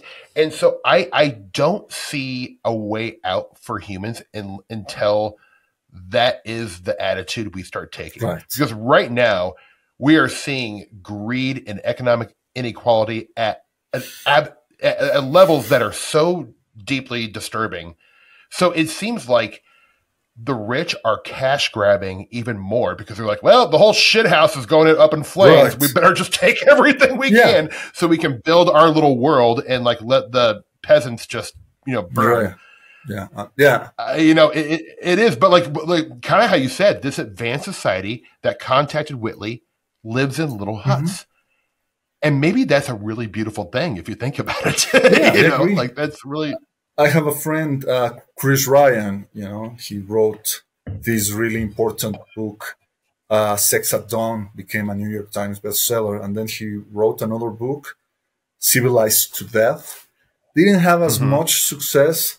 Probably because the first book came at the right time for society to really take a hold of it. And because it gave an excuse for a lot of people to say, well, see, this book explains why I cannot be faithful to a single partner. You know, I had to fool around because humanity did not start as a monogamous species. So I guess that's the reason why it became so popular, because, it's almost like, well, baby, don't blame me. Blame Sex at Dawn. Something. You told me I should read more. Exactly. But his other book, Civilized to Death, there's a really interesting passage. He goes to tackle the famous Fermi paradox, right? This idea of, okay, the universe is so big. There are stars that are much older than our soul. So there is nothing that should prevent the rise of intelligent biological species, all around. So where is everybody? There's this big silence that science cannot explain. And to me, the Fermi paradox is interesting because it's almost like a Rorschach test. The way that you explain the paradox tells more about your thinking than actually than the real reason why we don't hear about these other civilizations. And Yep. for Carl Sagan, the paradox was probably because advanced civilizations often did not go beyond their what he called technological adolescence. So Yeah. they develop nuclear weapons just like we did, and they probably blow themselves to Yep. pieces. Nowadays, because we're so enamored with the idea of artificial intelligence, say, well, maybe these civilizations develop strong AI and it takes over and it Yeah. destroys their creator. And not only that, but they actually go and destroy other civilizations. That's why maybe the other civilizations are afraid to pop up and show up and show and disclose their location, because they don't want to be discovered by this, apex cosmic predator, right? Yes. Because what we see the world as a dog eat dog kind of like situation. Like, obviously, if there is someone that is more advanced, they're going to be at the top of the food chain. But my friend Chris Ryan, he's a lot into the hunter-gatherer lifestyle. The Right. idea of, well, our ancestors, like 150,000 years ago, this myth that, oh, they only lived to reach 35 years, that's a total myth, because if they actually managed to survive childhood, there's a good chance they could live until their 70s, just like we Sure. are. And in fact, in the United States and in other places, the expectancy of life is going backwards, which is Yeah, it's good and getting exactly. lower. Yeah. So these hunter gatherers actually, they worked less hours, they slept better, they had more fun, more playtime, and obviously more sex. Yep. So to him, the Fermi paradox could be explained by what you're saying. A truly advanced civilization would realize there's no better place out there in the universe than their home world. Like, Yeah. if you evolved in a world, you're adapted to a certain atmosphere, a certain gravitational pull, a certain level of solar radiation. You go to another place and it's gonna run havoc on you. Like, Yep. just go to Of course. Mars, and without any kind of heavy shielding, you're gonna be dead in less than a day. Yeah. On Mars. Yeah, exactly. And even with all the technology, well, we still lose bone density, Mm-hmm. and we're a long time for be able to crack that code. So yeah. So to him, the Fermi paradox, the explanation is that the truly advanced civilizations realized that they had everything they needed to live in paradise right there on their home world.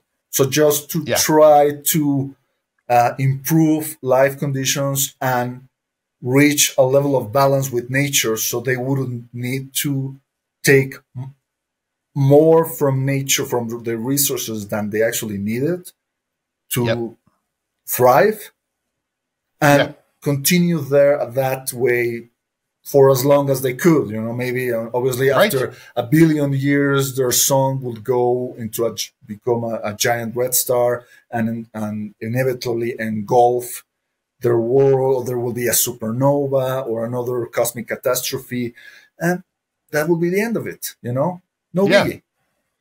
Yeah, exactly. And it's almost like, if you do go, I mean, now I keep on going back to that story you told about Whitley and that the gnome cobalt guy, Mm-hmm. but it's like they figured out a way to evolve out of greed. Right. Because if we could get rid of greed, just like no one felt greed, Mm-hmm. then I think there is a chance we could live in harmony.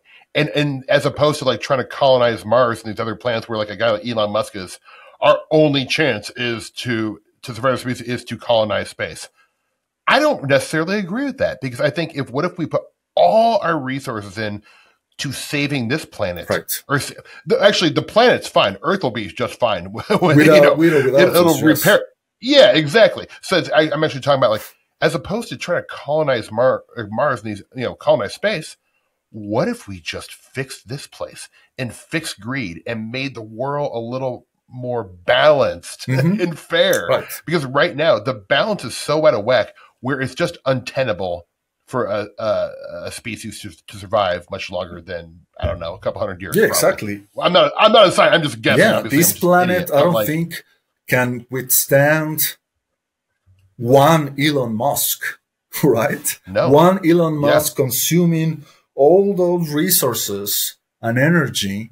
And not only that, but these assholes, they want to even cheat death itself. The death was always the great equalizer, like, so sooner or later, I don't care if you are the Pharaoh Ramesses, or you are Al Capone, or you are a guy just living in Kuala Lumpur, with a little, shop. Sooner or later, all of them will die.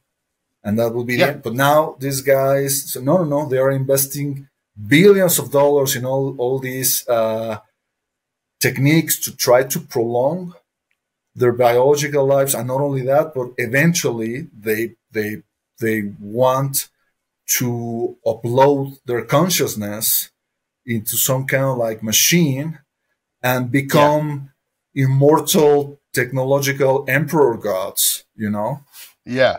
Yeah. And when I hear those kinds of things, especially like uploading our consciousness into like some kind of interface, I'm like, okay, cool. Let me know when we figure out what consciousness actually is. Exactly. Because like, until then, good luck, and maybe AI will come around and tell us exactly how it operates, how it works, what it represents. I don't know. But right now we are so far from understanding, I think most science thinks whatever our consciousness is located in the brain. Right.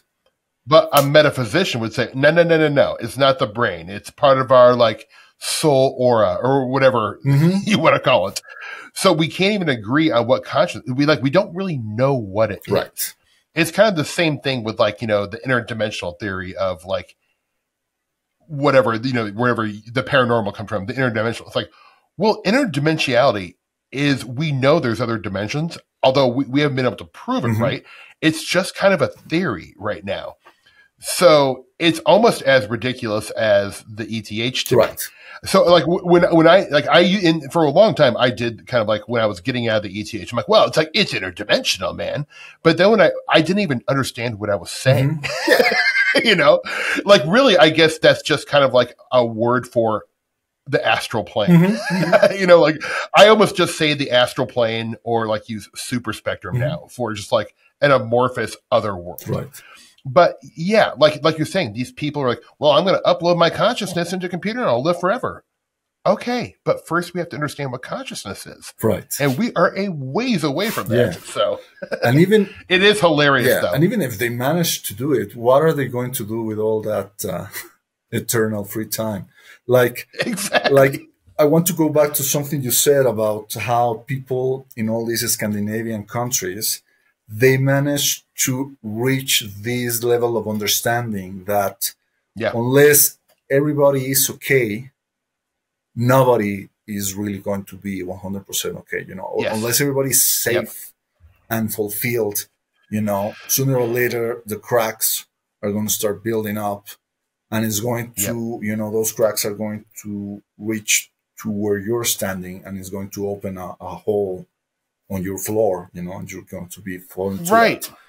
Like, And I'm sorry, go ahead. No, like what I was thinking about is now bringing that into a cosmic perspective, like I'm thinking of the movie 2001 Space Odyssey, how there's this idea of these entities that are so advanced, they are so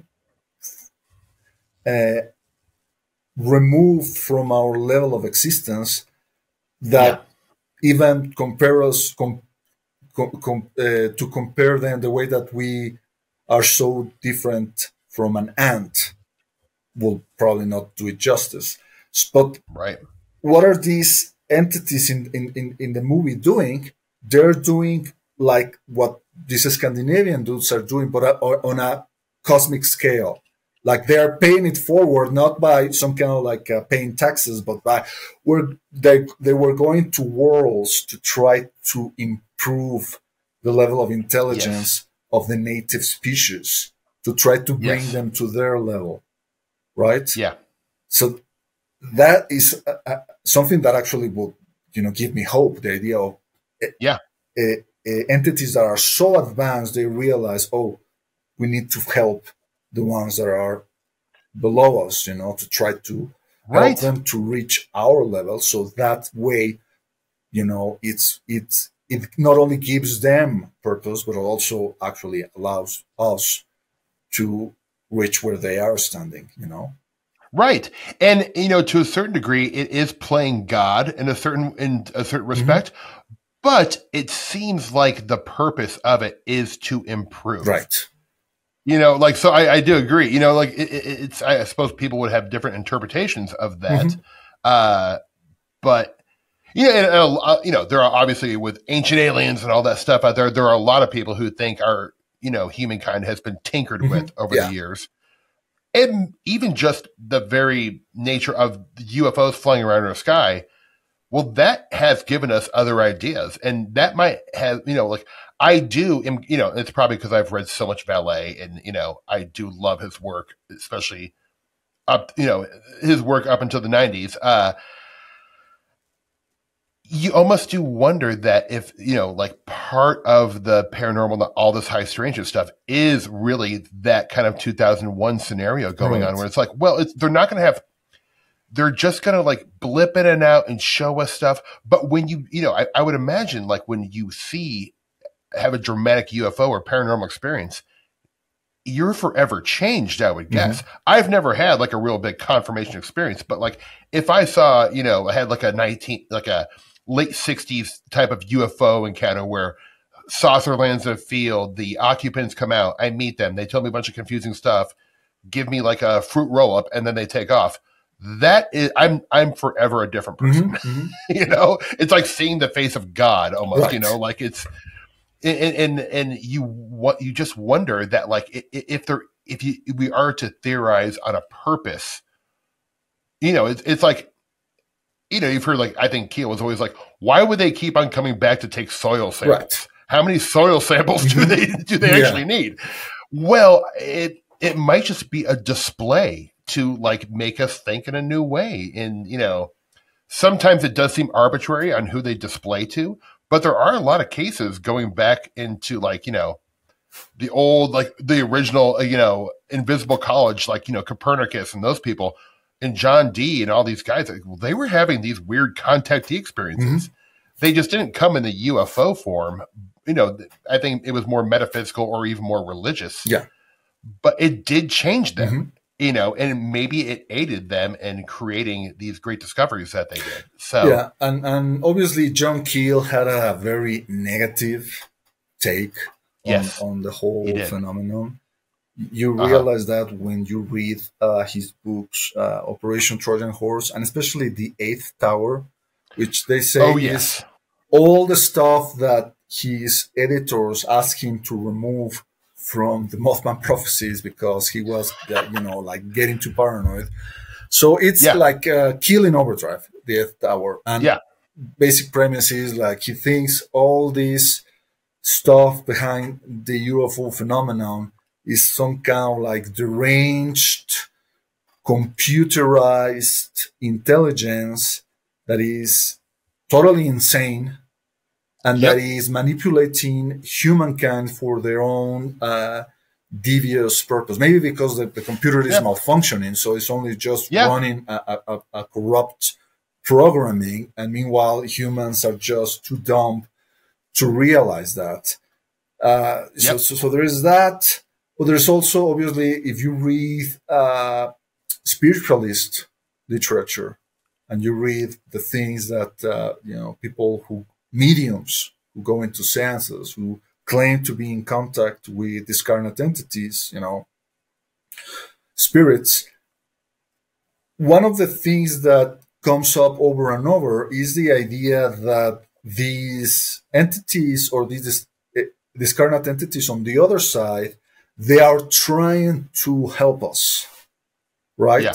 In some capacity, because they see our current life as some kind of like school.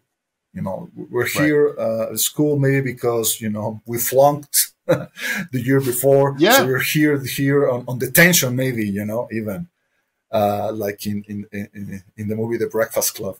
And they're trying to help us in some capacity, inspiring us. Sometimes the idea that some of the great inventions in history were inspired by discarnate entities, like saying, well, Beethoven or Mozart, when they came up with their symphonies, it was something that was inspired from the other side. It's not that it was transcribed, letter by letter, and it was just, they're not channeled necessarily. Yeah. So there's that idea, On the one hand, well, these supra consciousness or supra entities are trying to uplift us, or on the other hand, they're trying just to manipulate us just for their own amusement, Right. That's all so interesting, because I've been actually thinking a lot about this lately. And I think a lot of how we've been culturally trained to look at the paranormal and UFOs and stuff like that is through a religious lens. Not whether you're religious or not, religion is such a infused in all parts. In America, I grew up saying the Pledge of Allegiance, one nation under God. Even if I wasn't raised religious, yet religion was permeated all over society. So if you take that framework, religion is kind of a very like light and dark thing, where there's the good aspect, God and the angels in heaven, and then there's the demons, hell, Satan, Beelzebub, whatever you want to call it.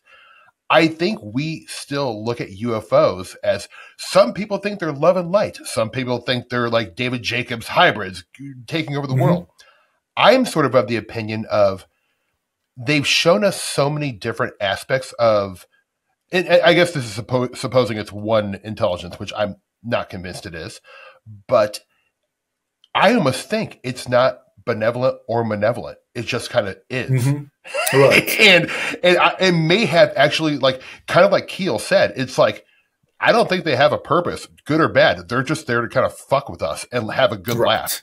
Like you said, it's a machine that has gone insane, and it's just like, blah, blah, blah, blah, blah. I'm going to show you a bunch of weird stuff to confuse you. Once you think it's this thing, I'm going to show you this and totally negate myself. And that's one of the patterns of UFOs, that it is this self-negating thing. It's almost like it's going to lead you down this path thinking like, oh yeah, we come from, in the 50s with the kind of, like a damn skills people. It's like, oh yeah, save your planet. We come from Venus, blah, blah, blah. Well, then that completely flipped in the early 60s. That narrative was completely gone. So the way it's always changing, it's like somebody is constantly messing with us. Right. It's like, hey man, this is what it is. Oh, actually, it's not with this at all. And let me show you a whole new thing. Yeah, like Terence McKenna, right? He had this idea that the role of humanity in the universe was to inject novelty, right? Yes. And if you see the progression of humankind, throughout history, there's a case for that, we humans, we definitely inject novelty into everything we do. That's why we cannot stay in one single place for a long time.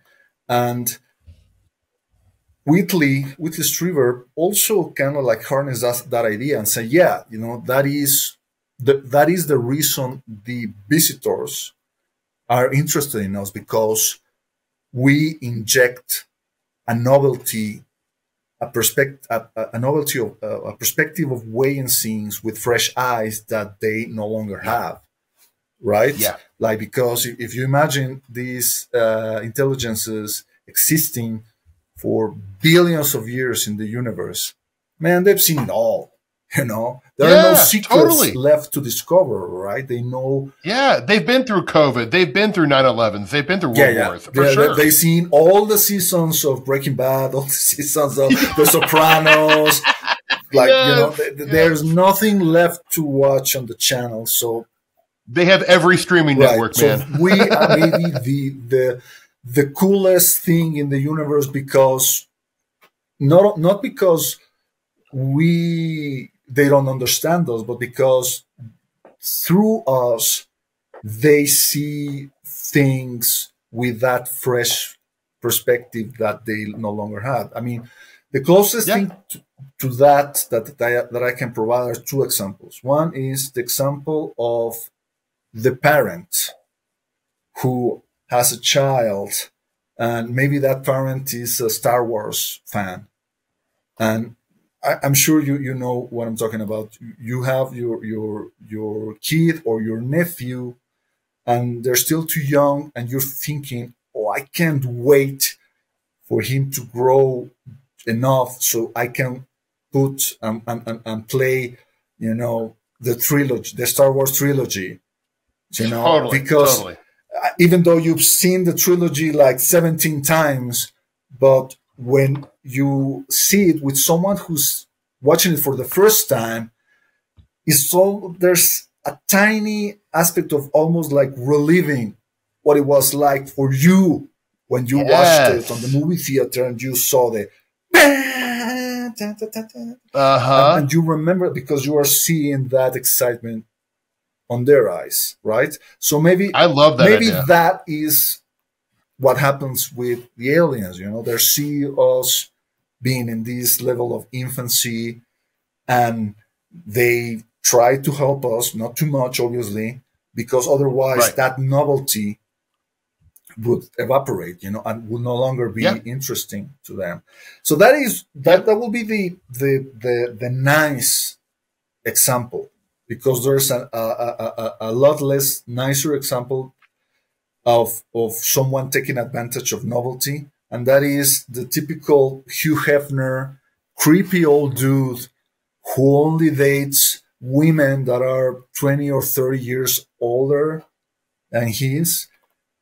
Not because, you know, he finds them interesting, because he wants to feel young through them. Yeah.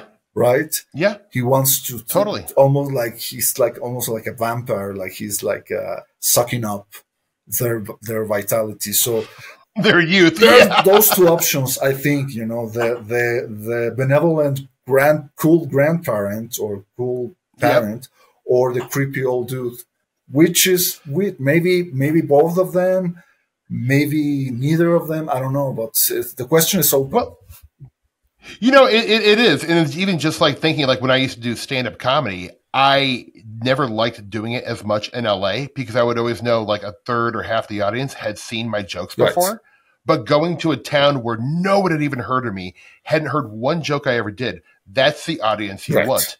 You want a captive audience who's going to be like laughing really hard at this joke that they've never heard before. Well, that's like you said, if they've experienced everything, well, they can't entertain themselves. They can't do jokes for each other anymore because they all know the jokes. Mm-hmm. So they got to come here to perform comedy. Exactly. Yeah, exactly. You know, Earth is a fresh crowd, man. We're a fresh audience. Earth is the equivalent of the dingy bar, you know, on this really small town, and that's the only town that hasn't heard your act. Look, I think tonight together we have created, and this kind of, you know, bookends with the entertainment aspect, but like I think this theory is as plausible as any of them. Honestly, like, and right now this is the one I'm choosing to run with. I like this, man. I'm going to tease this one apart for a couple months. Yeah, I agree. We're a fresh audience. We are the dingy bar, 2-drink minimum, you know, of a planet, and they come here to tell the jokes and do little displays to make us laugh, to make us cry, to make us scared. Like, they don't care. They're just there to show us like little movies. Yeah. I also think about the alternative of switching the alternative of when I think about the afterlife.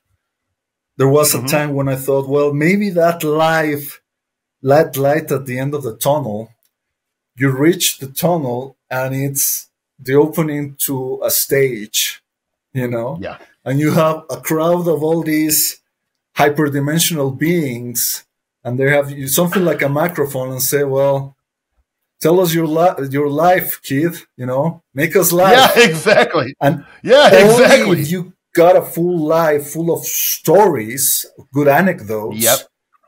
you get you kill and you have a good performance, and then you get to the other side. But maybe if you don't get it, you know, if you how do you call it? What do you call it in comedy when you have a bad night? Yeah. Well, maybe if you don't get the entities to laugh, you have to go back, you know. You got to go back, man. Yeah, you need to learn it. Train harder, learn new beats, you know. Be more interesting. Have a more interesting life. More interesting life.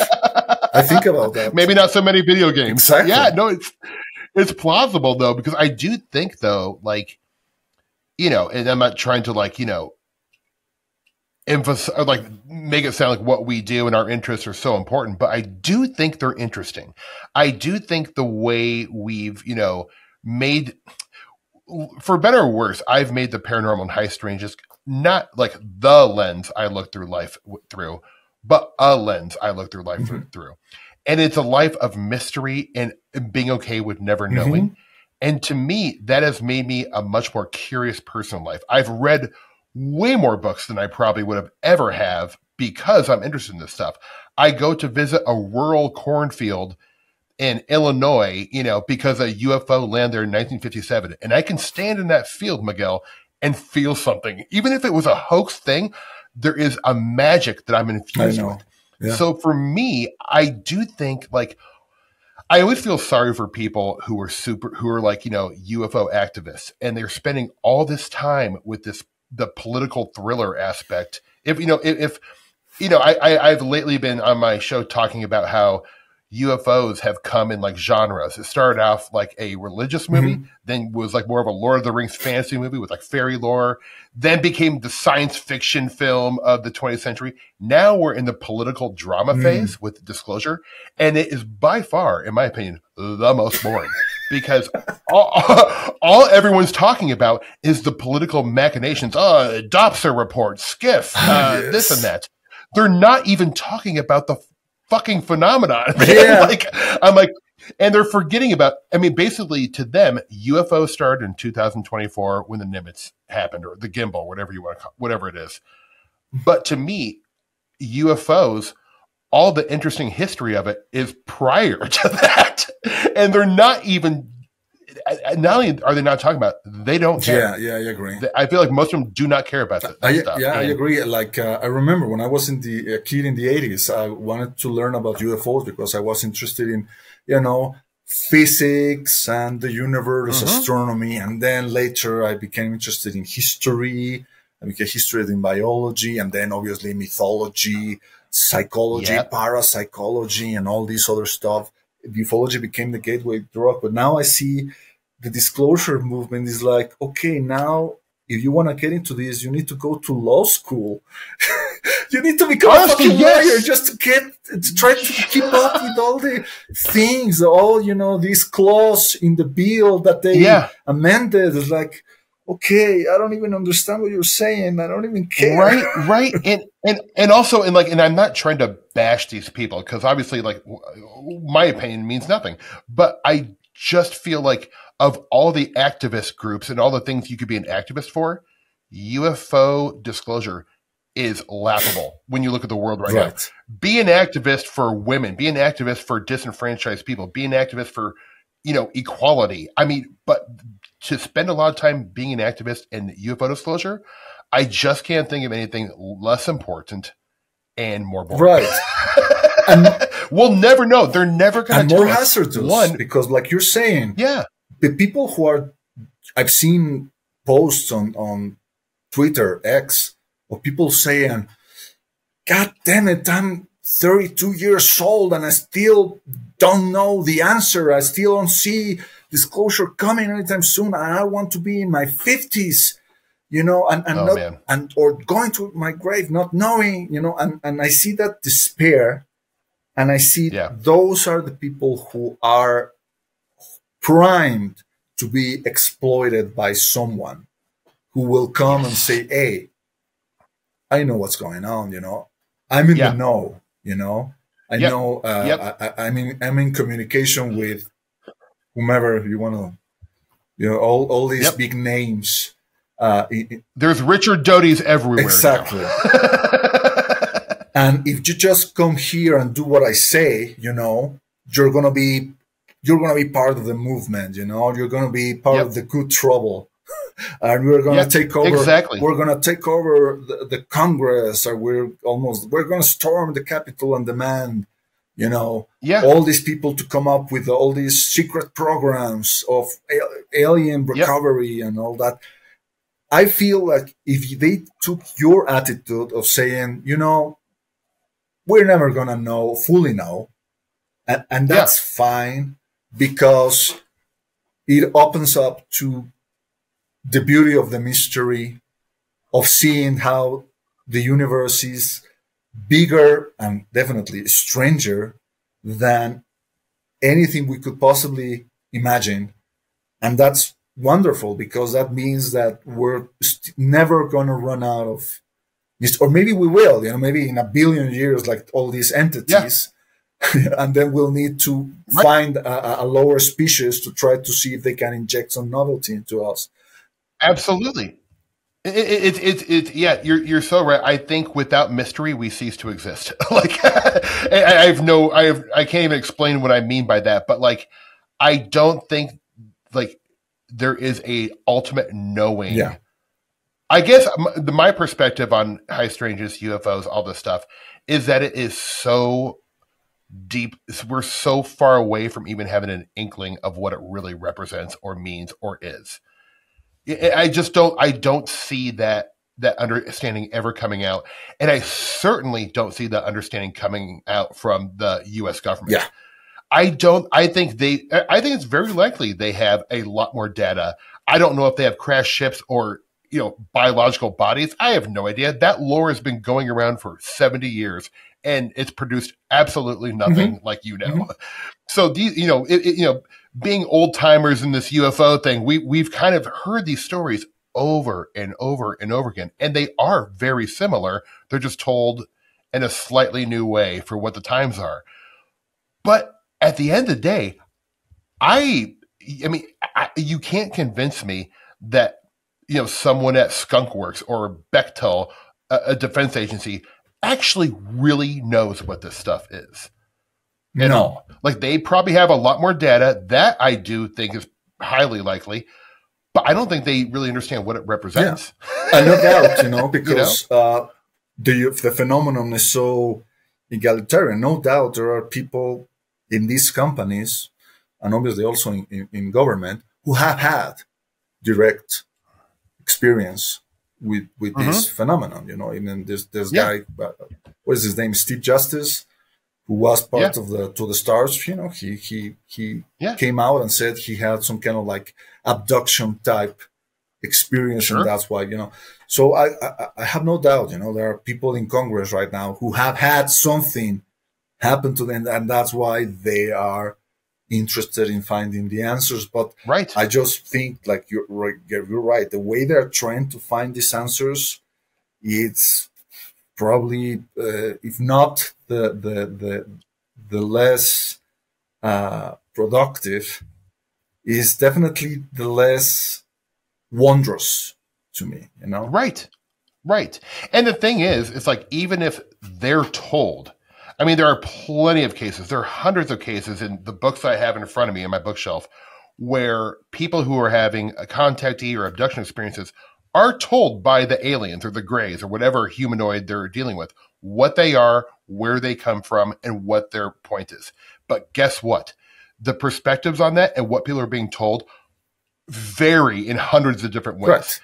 So, like Jacques' wonderfully titled book, Messengers of Deception, it does seem like there is this malevolent side to it where it is a total trickster entity, and they're going to tell you different things So if a guy like Jim Simivan, who's that CIA agent who worked with To the Stars, him and his wife had this dramatic, alien encounter. And if he tells people this is what it is, well, that's what they told you.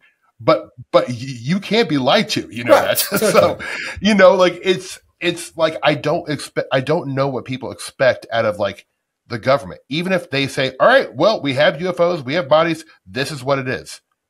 Well, are we to just trust them 100%? Like, I guess, UFOs are solved next. Yeah, exactly. Yeah, it will be so destabilizing. Like there is an episode in the latest season of the X-Files. I think that's how it ended, actually. There's this alien coming out of this Cookie Adamski type saucer saying, okay, we decided we don't want to have any more contact with you guys. But don't fret, we're going to give you this book with all the answers of the universe. Here you go. Right. And the idea of some superior alien intelligence coming and saying, yeah, we're going to like explain everything to you, it will be the end of humanity in a way. That's exactly what happens to humanity in Arthur C. Clarke's Childhood's End. Yes. The overlords come and they show to human scientists there is no more reason to keep just making experiments, because, well, what's the point of building another particle accelerator if these guys already know the secret of gravity? We can just ask them, and whatever they tell us, we will have no choice but to believe them or not, because we have no way to prove it to ourselves. Well, maybe we could, but it would take us 10,000 years, to reach. Oh, yeah, they were right. This is totally gravity is created by two lesbians kissing each other, and that's it's just that simple. It's just man. that simple, Oh, I love it. So, okay, we should probably wrap this up. And oh man, this has been a blast. We've been all over, but that's the way I like to. That's the way. That's how I like it too, man. It's like if you try to plan it out too much, it gets stale. But man, this has been so fun. And see, this is one of the. Let me just before I want to say this wonderful thing, and for Team UFO, I will say when you get into this stuff and start putting yourself out there a little bit, you get to meet and become friends with wonderful people like Miguel, folks. But it is true. I mean, like, I never would have known you. We live in two separate countries. I mean, like, it's a beautiful thing because we have this shared niche interest in a topic, but not only in the UFO topic. The reason why I think I gravitated towards your work when I first started hearing you is because, oh my gosh, Miguel is just doing these thought experiments. He's not fixed in like these certain kind of belief systems. That's how I am. Oh my gosh, I found my people. And then when I got to meet you, I felt relieved that I wasn't the only one. Right. And so one of the beautiful things about being deeply into these topics is the people you meet. It really is the greatest thing. No one's going to get rich. I mean, some people will get rich off it, but like there's no, I some should people say many people trying to. You're definitely right about that, man. You're definitely right about that. But it really is the human experience that is like this beautiful thing, because I don't know what your childhood was like. I was always into this stuff, even into my teenage and college years, but I was so alone. It was like this closeted interest I would not talk about very much because I didn't want people to think I was crazy. Right. Now I'm older. I don't give a shit. And I've met people like you who I can have these 2-hour discussions with, the stuff I love talking about more than anything else. And to me, that is the point. That's the only point I can really discern out of all this stuff, is to make you think differently and, and have these thought experiments. Because that, to me, mystery, I'll go back to the mystery thing. Talking about mystery is so enriching. Right. It really is. It's the people you meet in the journey, the stories that you weave with them, all the anecdotes that maybe will allow you to laugh, make the hyperdimensional beings to laugh at you and to realize that your life was worth living. Yeah. So, Steve, is there any project, upcoming project, something you've been cooking that you can share with us? Uh, well, yeah, I just kind of got off the Screen Actors strike, which I was a part of. So I wasn't able to work for a while, which was rough. But Hmm. I have nothing coming out because simply I haven't been able to work very much. So it's back to the, pound the streets for doing auditions and trying to hopefully get a couple jobs so I can keep my health insurance and all that Right. stuff. But yeah, in the meantime, I've been enjoying doing my podcast, which is just, Well, we haven't mentioned it. It's that's fine. Yeah, but I'm excited to have you on because these are all what I'll probably do is end up just doing a part 2, and we'll continue this conversation right. on my show. And the name of your podcast is Hi Strangeness, and it's HI comma Strangeness, like I'm saying hello. Right, exactly, to welcome it, because Yeah, it's going to be there whether you like it or not. exactly, So you just man. make peace of it, and if you can, Yeah, friend strangeness. I'm giving it a big old hug, is what I'm Exactly, trying to big old hug to the hairy strangeness yes, in your sir. neighbor. Yes, sir. Steve, Yep. this has been a total blast. I hope I managed to work the kinks of Riverside, so we actually managed to get this recording into our YouTube channel, so other people Yep. can enjoy It's it. going to be great. And definitely, this will not be the first time that you and I, share a microphone and talk about Yep. this weird shit that we are so in love with. Yeah. Well, my friend, it has been a pleasure. You have always, since you came on, I think the first time I ever heard you was on Radio Mysterioso, and I was an instant fan of yours. Thank you. So you've always spoken my language. I'm like, oh, we're kindred spirits. I love RPJ. So this is a real thrill. I'm always a pleasure to talk to you, my friend. Thank you. And to everyone watching, thank you for joining us, and we'll see you next time. Bye-bye.